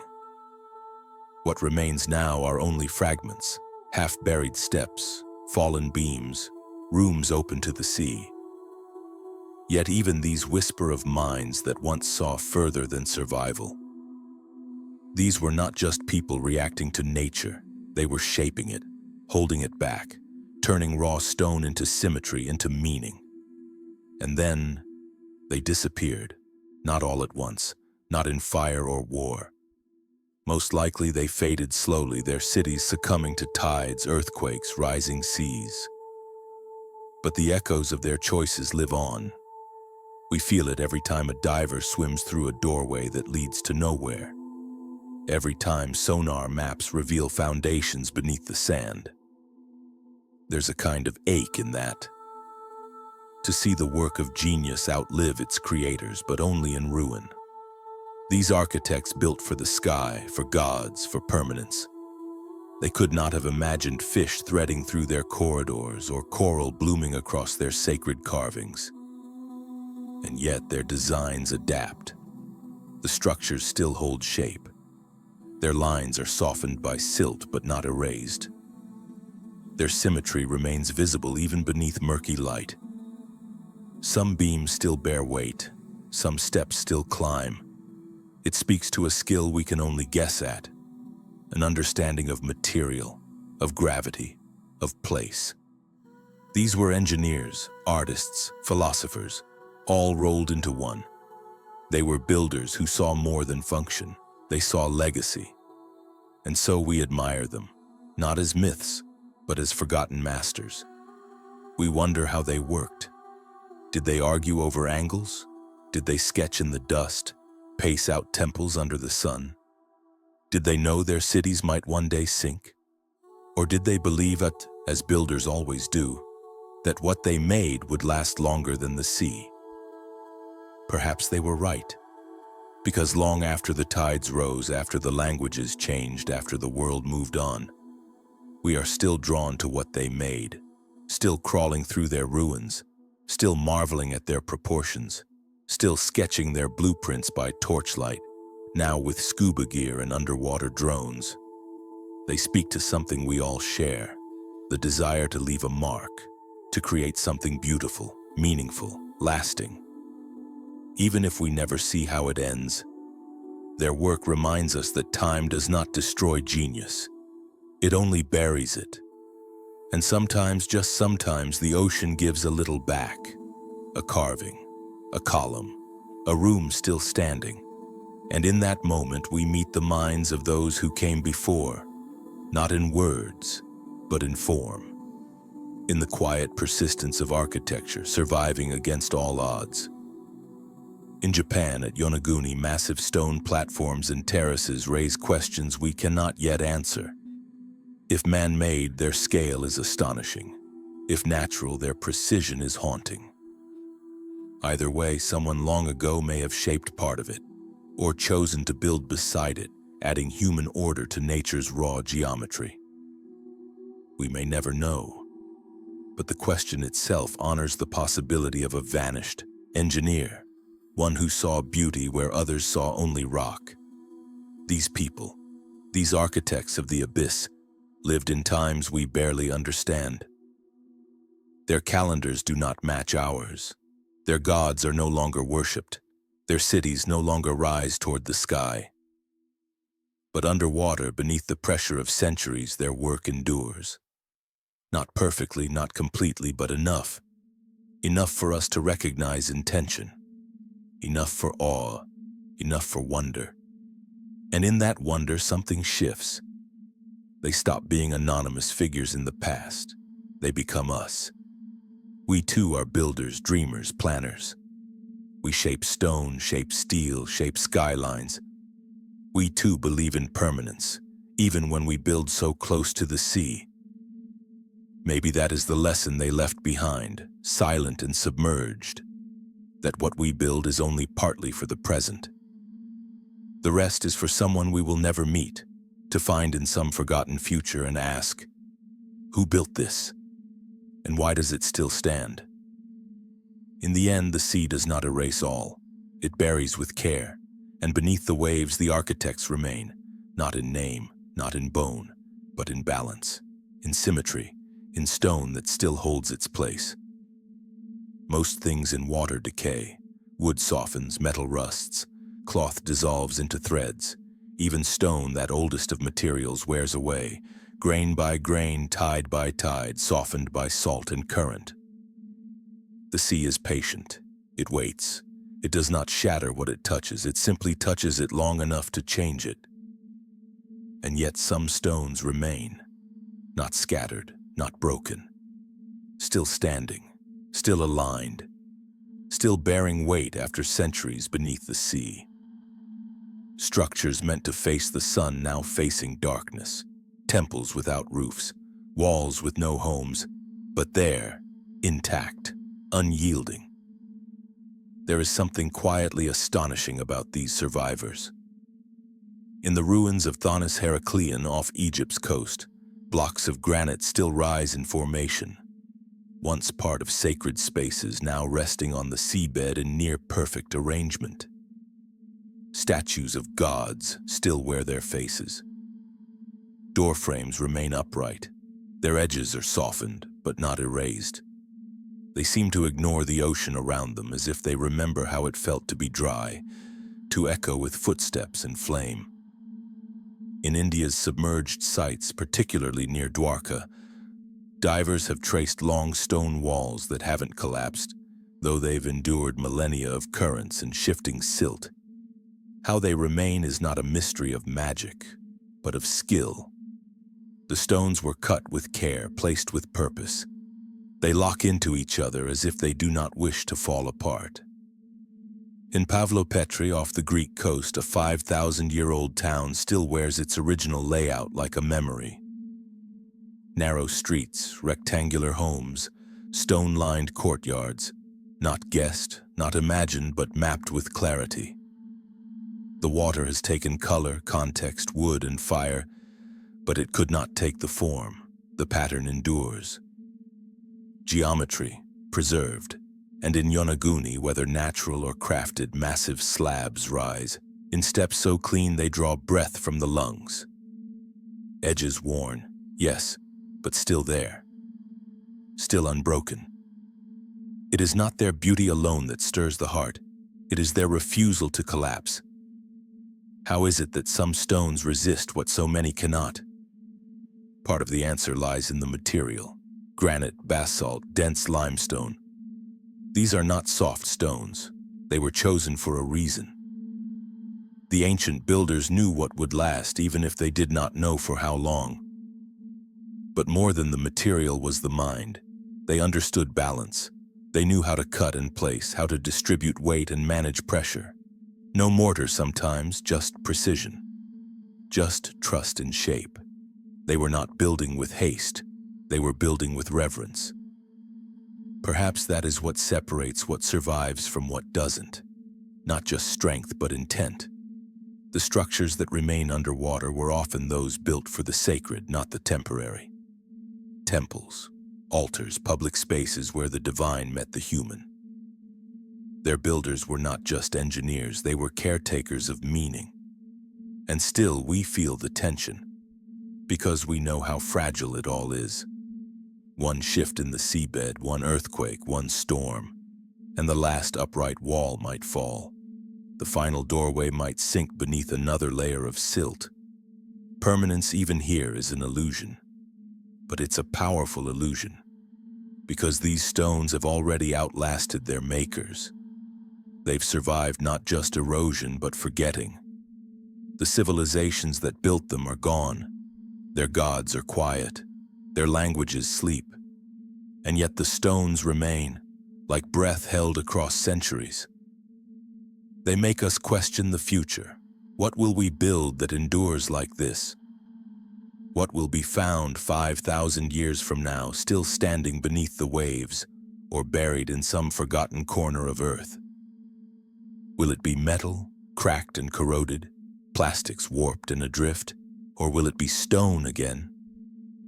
Shaped by careful hands, fitted with devotion, meant not for commerce but for wonder. The fragility of our present becomes clearer in the face of such long survival. And maybe that's what gives these ancient structures their power. Not just that they're still here, but that they remind us how little truly lasts. Yet somehow they did. A carved pillar, a temple stair, a wall too stubborn to fall. Their lines might not be sharp anymore. Their inscriptions might be faint.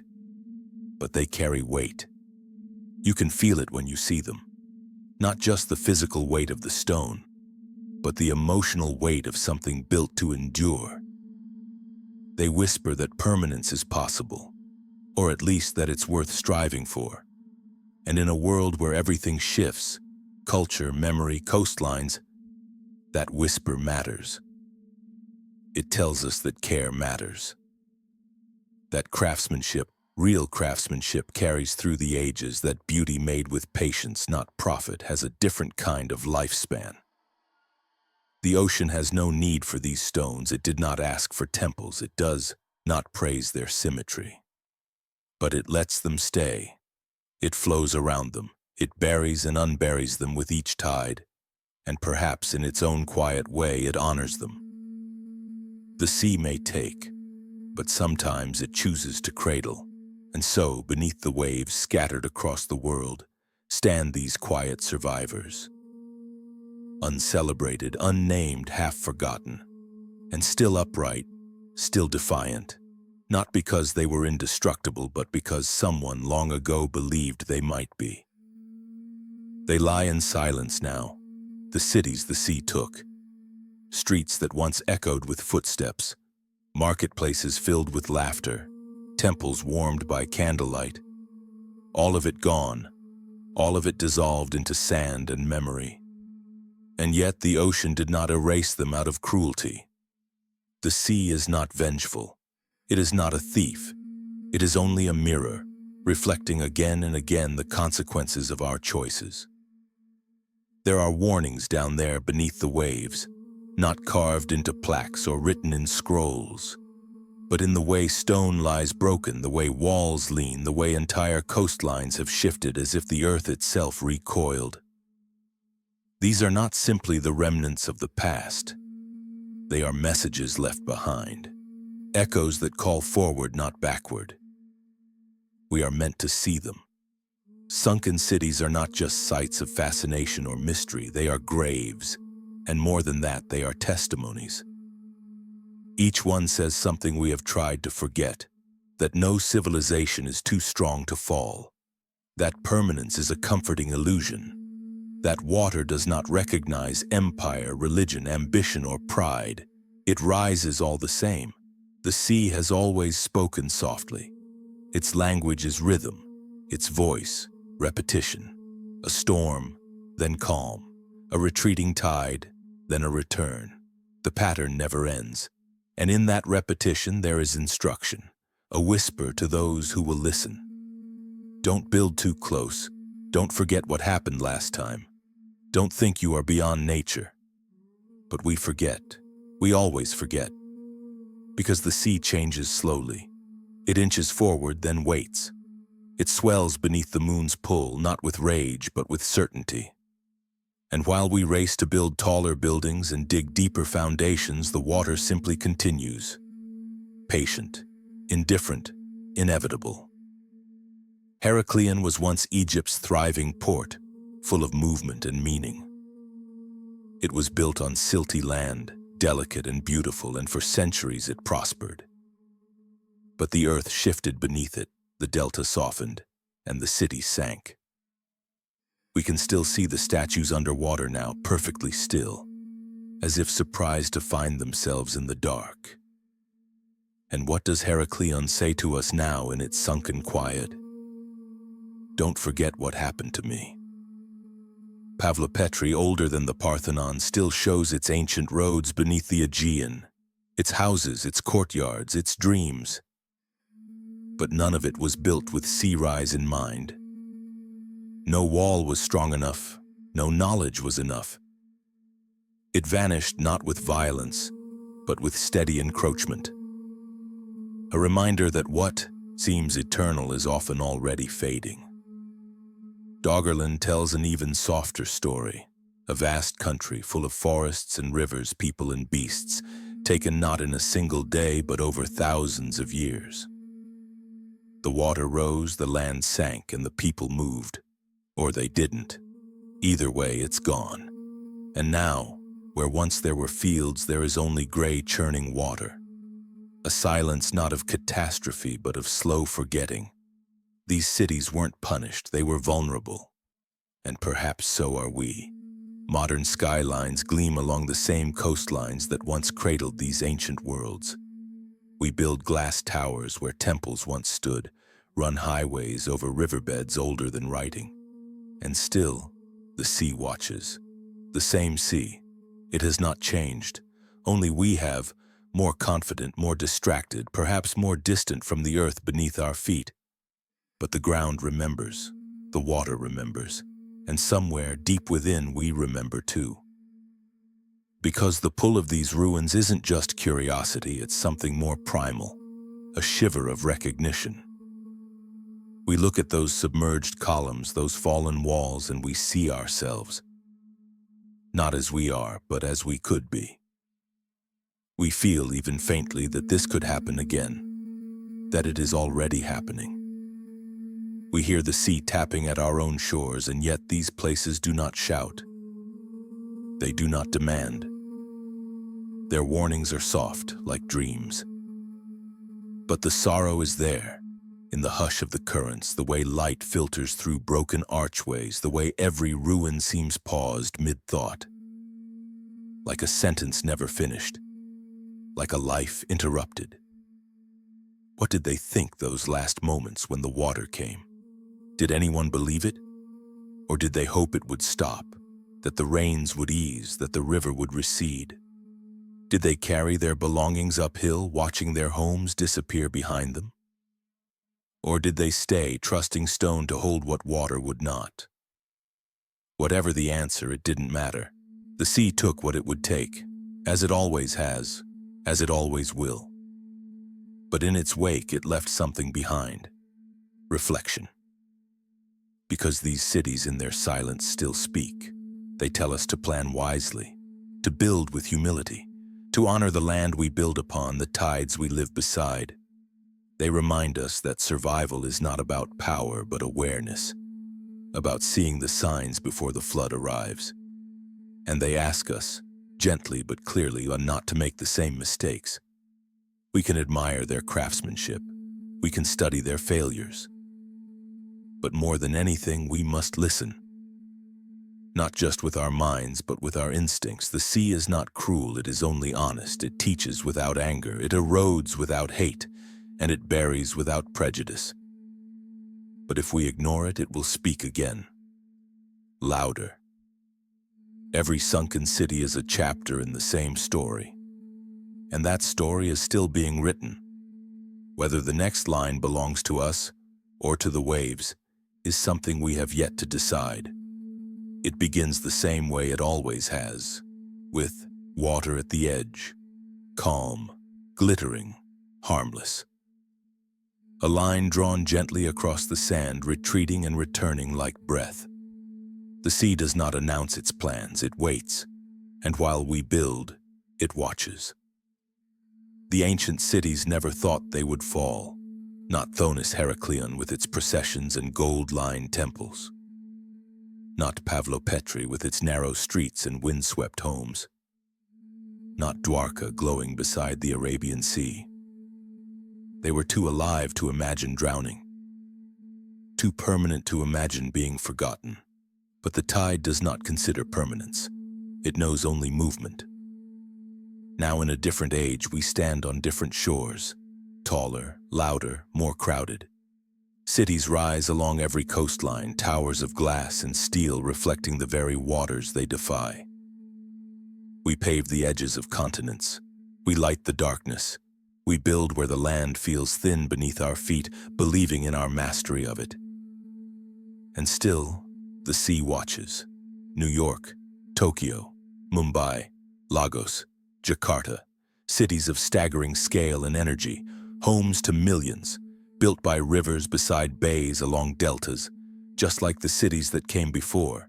The reasons haven't changed.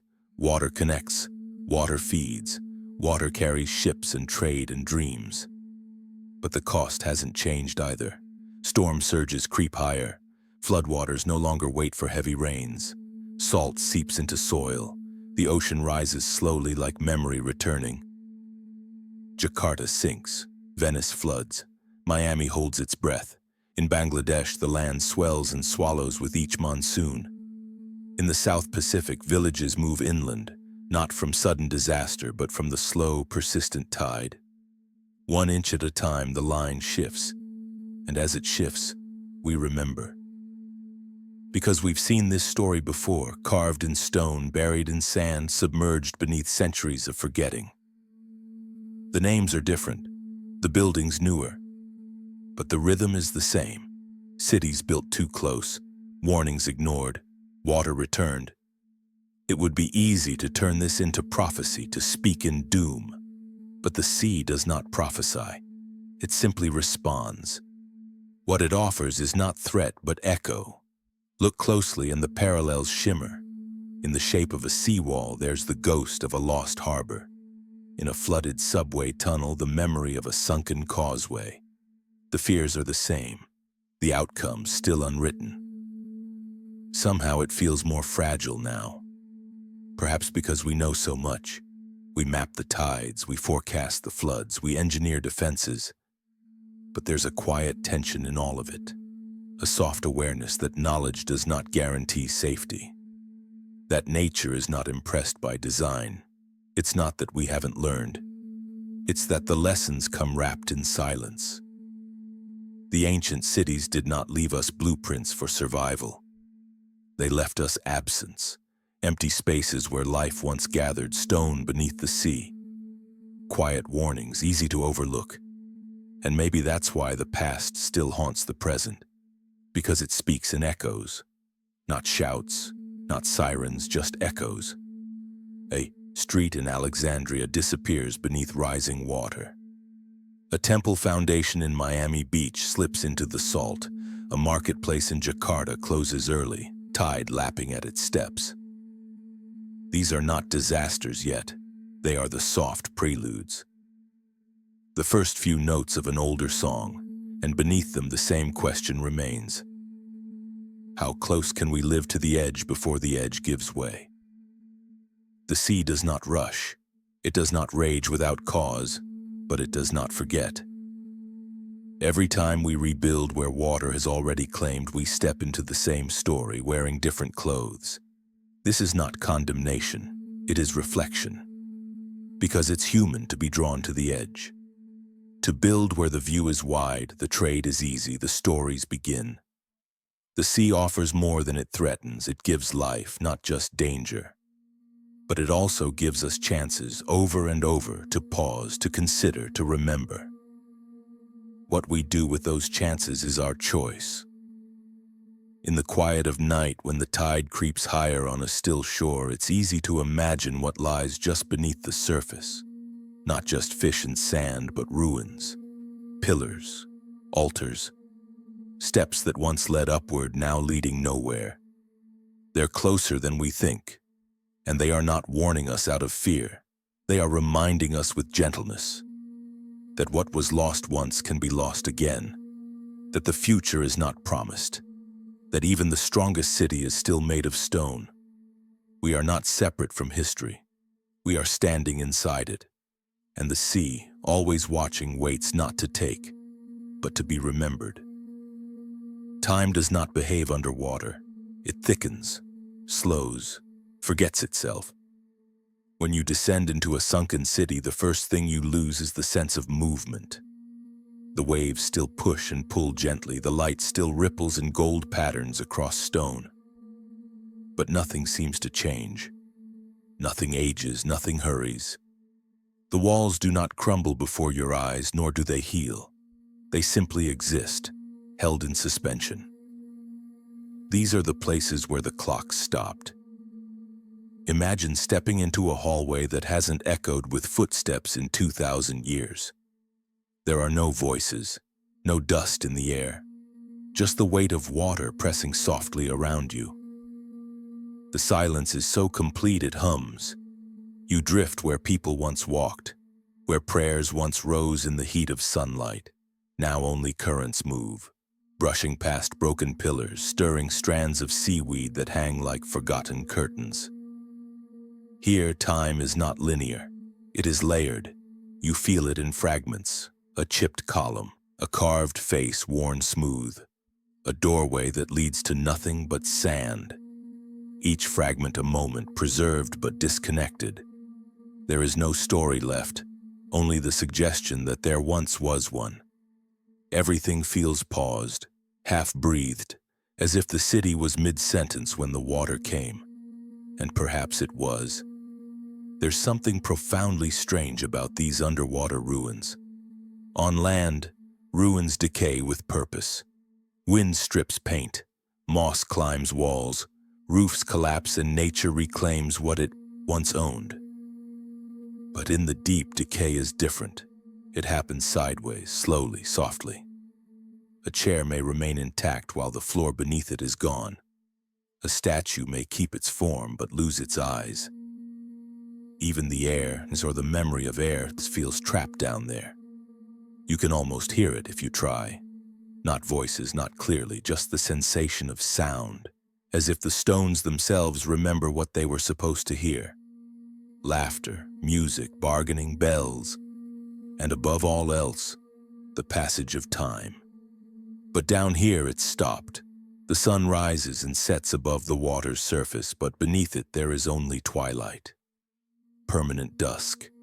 The kind of light that stretches shadows without ever turning into night. In some rooms you can see where people once stood. You can see the outline of purpose, a temple's altar, a step worn from years of passage, a niche for something sacred. But the context is gone. The meaning is waterlogged. And yet, the presence remains. You are not alone in these cities, even if no one else is there. You feel watched. Not by ghosts, but by memory itself. These aren't haunted places, they are dreaming ones.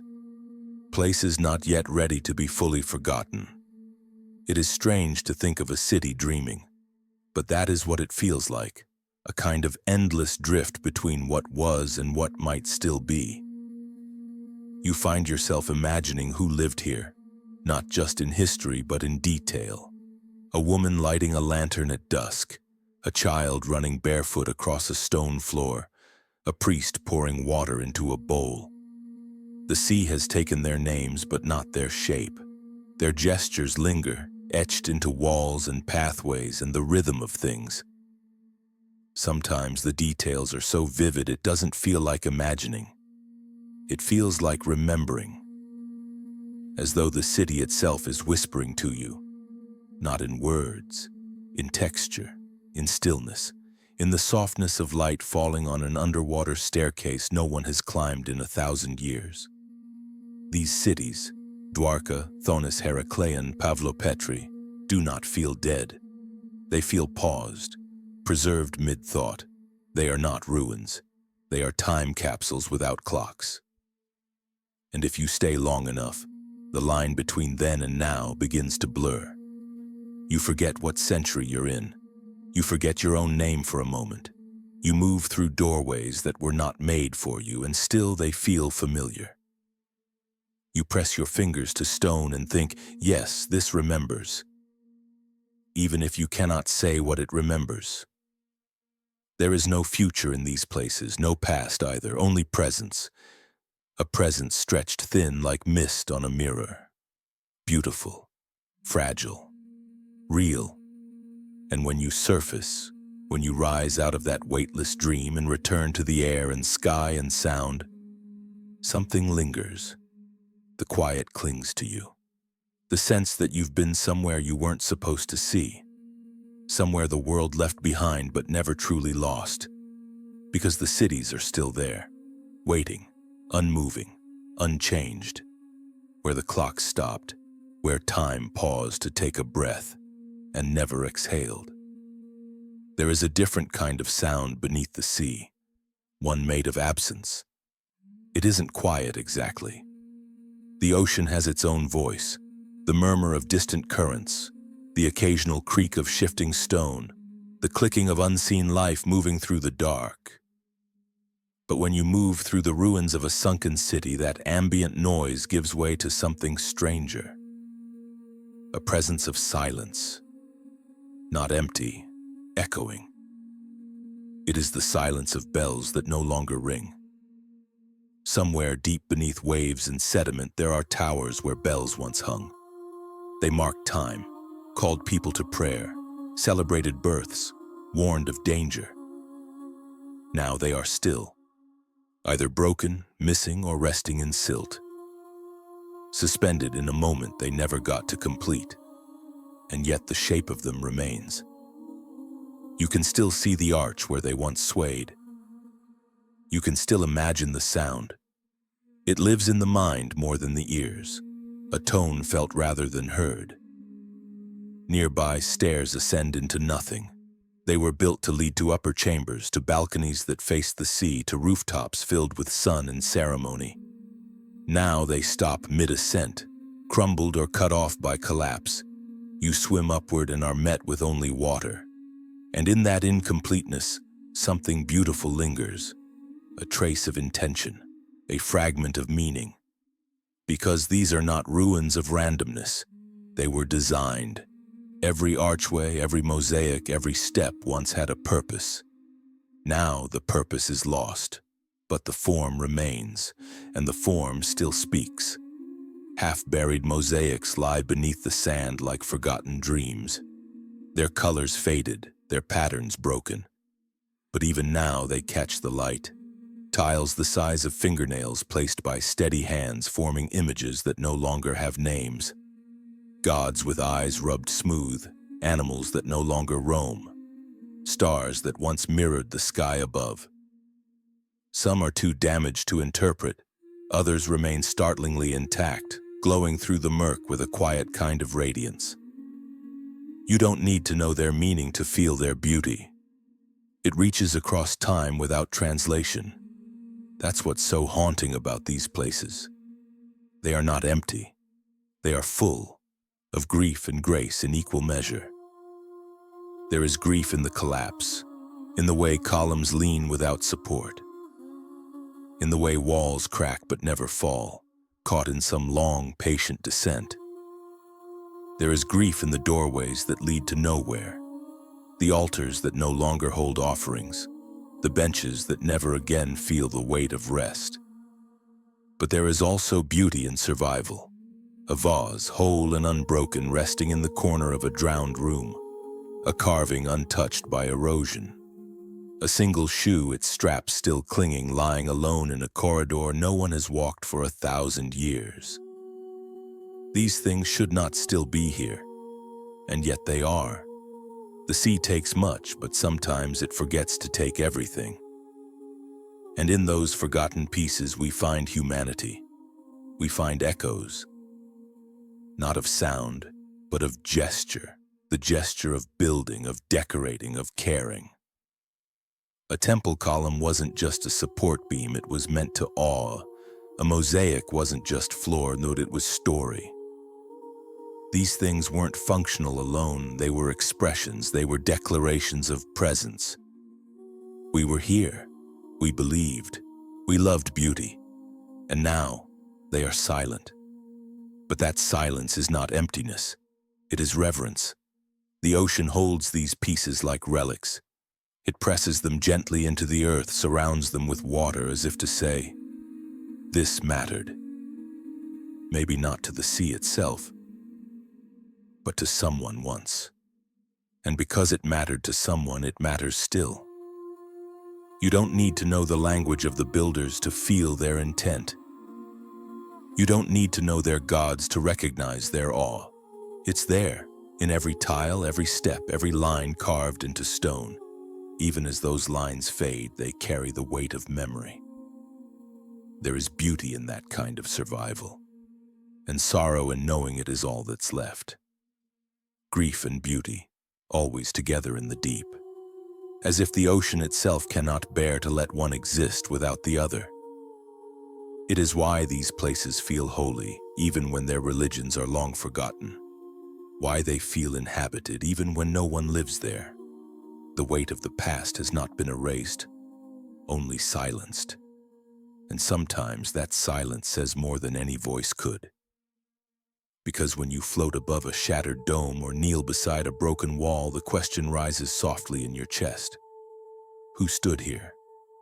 What did they feel? What were they hoping to protect? The answer never comes, only the echo. And perhaps that is enough. The ocean is not a storyteller in the way we expect. It gives no beginnings, no endings. It offers only fragments and the stillness in which to feel them. In the silence of the deep, we hear what the surface forgets. Not just facts, not just names, but the ache of loss, the persistence of beauty, the echo of lives lived briefly, brightly, and now remembered in the shape of things left behind. Not everything must be explained. Some things are simply meant to be felt, in the hush, in the dark, in the stillness between tides. A bell that never rings, a stair that leads to nothing, a mosaic half buried, still shining, echoes forever in the silence. Close your eyes, let the surface world fall away, its noise, its weight, its urgency. Let it drift behind you like a forgotten tide. And in its place, imagine descending, slowly, gently, as though sleep itself is water and you're floating downward through layers of thought and memory into a quieter world. Down here, light moves differently. It bends, softens, it dances without rhythm. Shapes blur at the edges. There is no horizon, no sky, only the soft shimmer of above and the deep embrace of below. You are suspended between. The temperature cools, time loosens its grip, and the first ruins appear. Not all at once, not with drama. They simply emerge from the blue, outlines in the silt, suggestions of walls and columns, fragments of a world no longer whole but never fully gone. You drift past what was once a gate, the threshold of something grand, now open only to water. No guards, no doors, just space framed by stone leading nowhere. Farther in, the remnants of streets stretch out in slow, meandering lines. Pebbles, shells, moss-covered cobbles. You don't walk here, you float, you glide, as if guided by memory rather than motion.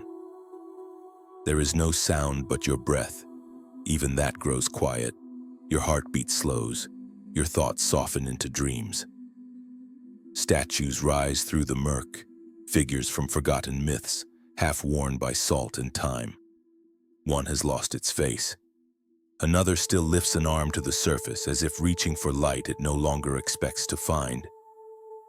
You pass a fallen arch, a cracked urn, a window where nothing looks out, and though everything is still, it feels alive. Because the sea does not kill what it buries, it hushes it, preserves it, lets it sleep. You pass through a temple courtyard now carpeted in seagrass. Once voices would have echoed here on prayer, song, laughter. Now only fish weave through the columns. Anemones bloom where candles once flickered. And though no one kneels, the place still feels sacred. Not in religion, in presence. These cities, these dreams beneath the surface, they do not need names. They do not ask to be solved. They simply exist, wrapped in the soft fabric of forgetting, waiting to be remembered by someone gentle enough to look. You float on, past walls etched with languages you cannot read but feel. Past stairs that climb toward vanished rooftops, past mosaics that shimmer with color when caught by a wandering ray of light. Everything whispers not in words but in sensation. There is no rush here, no destination. Only movement, soft and slow, as if the ruins breathe with you. In one room open to the sea lies a table still set in stone, empty bowls, a place where someone once sat, maybe many, maybe no one. It doesn't matter. What matters is the feeling of paused life, of moments once lived, suspended now in silence. You drift further. A bell, long since fallen, lies on its side in the sand, its mouth open, its purpose forgotten. And yet, in the stillness, you imagine the sound it once made, soft and round, echoing between stone and sky. Now it only holds silence, and the silence is beautiful. The deeper you go, the more dreamlike it becomes. Not everything has form. Some shapes blur into shadow, a doorway that flickers here and not here, a statue whose eyes follow though they have no face. You are not afraid. There is no danger here, only memory, long stilled, long submerged. Even the sadness feels soft, not sharp, not painful, just a quiet ache, the kind that comes with remembering something you didn't know you'd lost. A home in a past life, a name you never spoke, a story unfinished, and then a light. Not from above, not from any sun, just a soft glow deep within the ruins, as if the city itself dreams, as if the stones, after all these years, still carry a little warmth. You follow it slowly, without question. It leads you through arches, past empty halls, across bridges that span nothing but water. And with each passing moment, you feel lighter, as if the weight of waking has lifted, as if time has slowed not just around you, but within you, until at last you come to rest. Not at the bottom, not at an ending, but at a place in between. A chamber without a roof, a circle of pillars open to the current. Light filters through in shimmering waves. The water holds still for just a moment, and everything feels right. You sit there, or float, or dream, and in that moment you understand this is not a grave. It is a memory, not yours, not one person's, but the memory of place, of silence, of time before it was measured. The city sleeps, but it breathes, and in sleep it remembers, and in remembering it whispers, not in words, in feeling, a whisper that sounds like peace, like stillness, like home. You do not wake, not yet. You simply float and listen. The sea forgets nothing. It may seem like it, with its restless tides and changing moods, its surface shimmering with distraction. But below that glittering skin, beneath the push and pull of waves, the ocean remembers. Quietly, completely. Everything that sinks leaves a trace, Even the smallest things, a coin, a vessel, a footprint in sand, is gathered into the deep like a secret. Held, not claimed, not destroyed, simply kept. As though the water understands what we do not, that memory is not always meant to rise. Some things are meant to rest, and even in resting they remain. You can feel it in the stillness, in the hush that comes at night when the world grows quiet and your thoughts begin to slow. Somewhere beneath your breathing, beneath your dreams, the sea stirs, not in motion, but in memory. Not loud, but deep. It remembers the cities, the ones built with hope and hubris, the ones whose walls once touched the sky, whose lights once danced across harbors now dark. It remembers the builders, the worshippers, the children who splashed at the shoreline, never knowing it would one day swallow the streets behind them. It remembers what they wore, what they sang, the shape of their tools, the words they etched into stone, now blurred but not gone. It remembers the sound of bells, the scent of fire on the wind, the rhythm of footsteps across mosaic floors. And though none of it remains on the surface, the sea keeps it all, not perfectly but patiently, not in the way we remember with facts and dates and photographs, but in feeling, in fragments, in the weight of things that mattered. And because the sea remembers, it never truly lets go. You may dive down and find only ruins, broken pillars, faded carvings, collapsed roofs. But if you stay long enough, if you let your breath match the ocean's slow rhythm, you will sense something else. Presence. Not a haunting, not a ghost, just a lingering. The echo of life held like breath between tides. The sea never forgets what we try to bury. It never forgets the places we thought would last forever, the mistakes we made more than once, the beauty we created anyway. And so the ruins remain, not erased, only softened. A temple half swallowed by coral, a road that disappears beneath a dune of silt, a statue that leans but does not fall. There's comfort in that, because it means what we do matters, not just now but long after. The things we build, the places we love, the stories we leave behind. Even if time moves past them, even if no one remembers their names, the sea does. And when we listen closely, when we quiet ourselves, we can almost hear it. A whisper in the current, a lull in the tide, not words exactly, but something older, a kind of knowing. It does not ask us to understand, it does not need closure, it offers no ending, only continuation. Because this is not a story with a final page. The ocean does not draw lines between past and present. It folds them together. What was, what is, what may still be, all held in the deep like pages layered over each other. One day our cities too may rest beneath this remembering water. And when they do, the sea will hold them. Not with malice, not with sorrow, but with the same soft patience it has offered all along. Because the sea never forgets. Not the ruins, not the builders, not the ones who pause to listen. And now, as the last light fades behind your eyes, as the final drift of thought carries you towards sleep, you can feel it. The weight of memory all around you, gentle and vast. Nothing is truly gone. Only quiet. Only resting. The sea will keep it. And it will wait.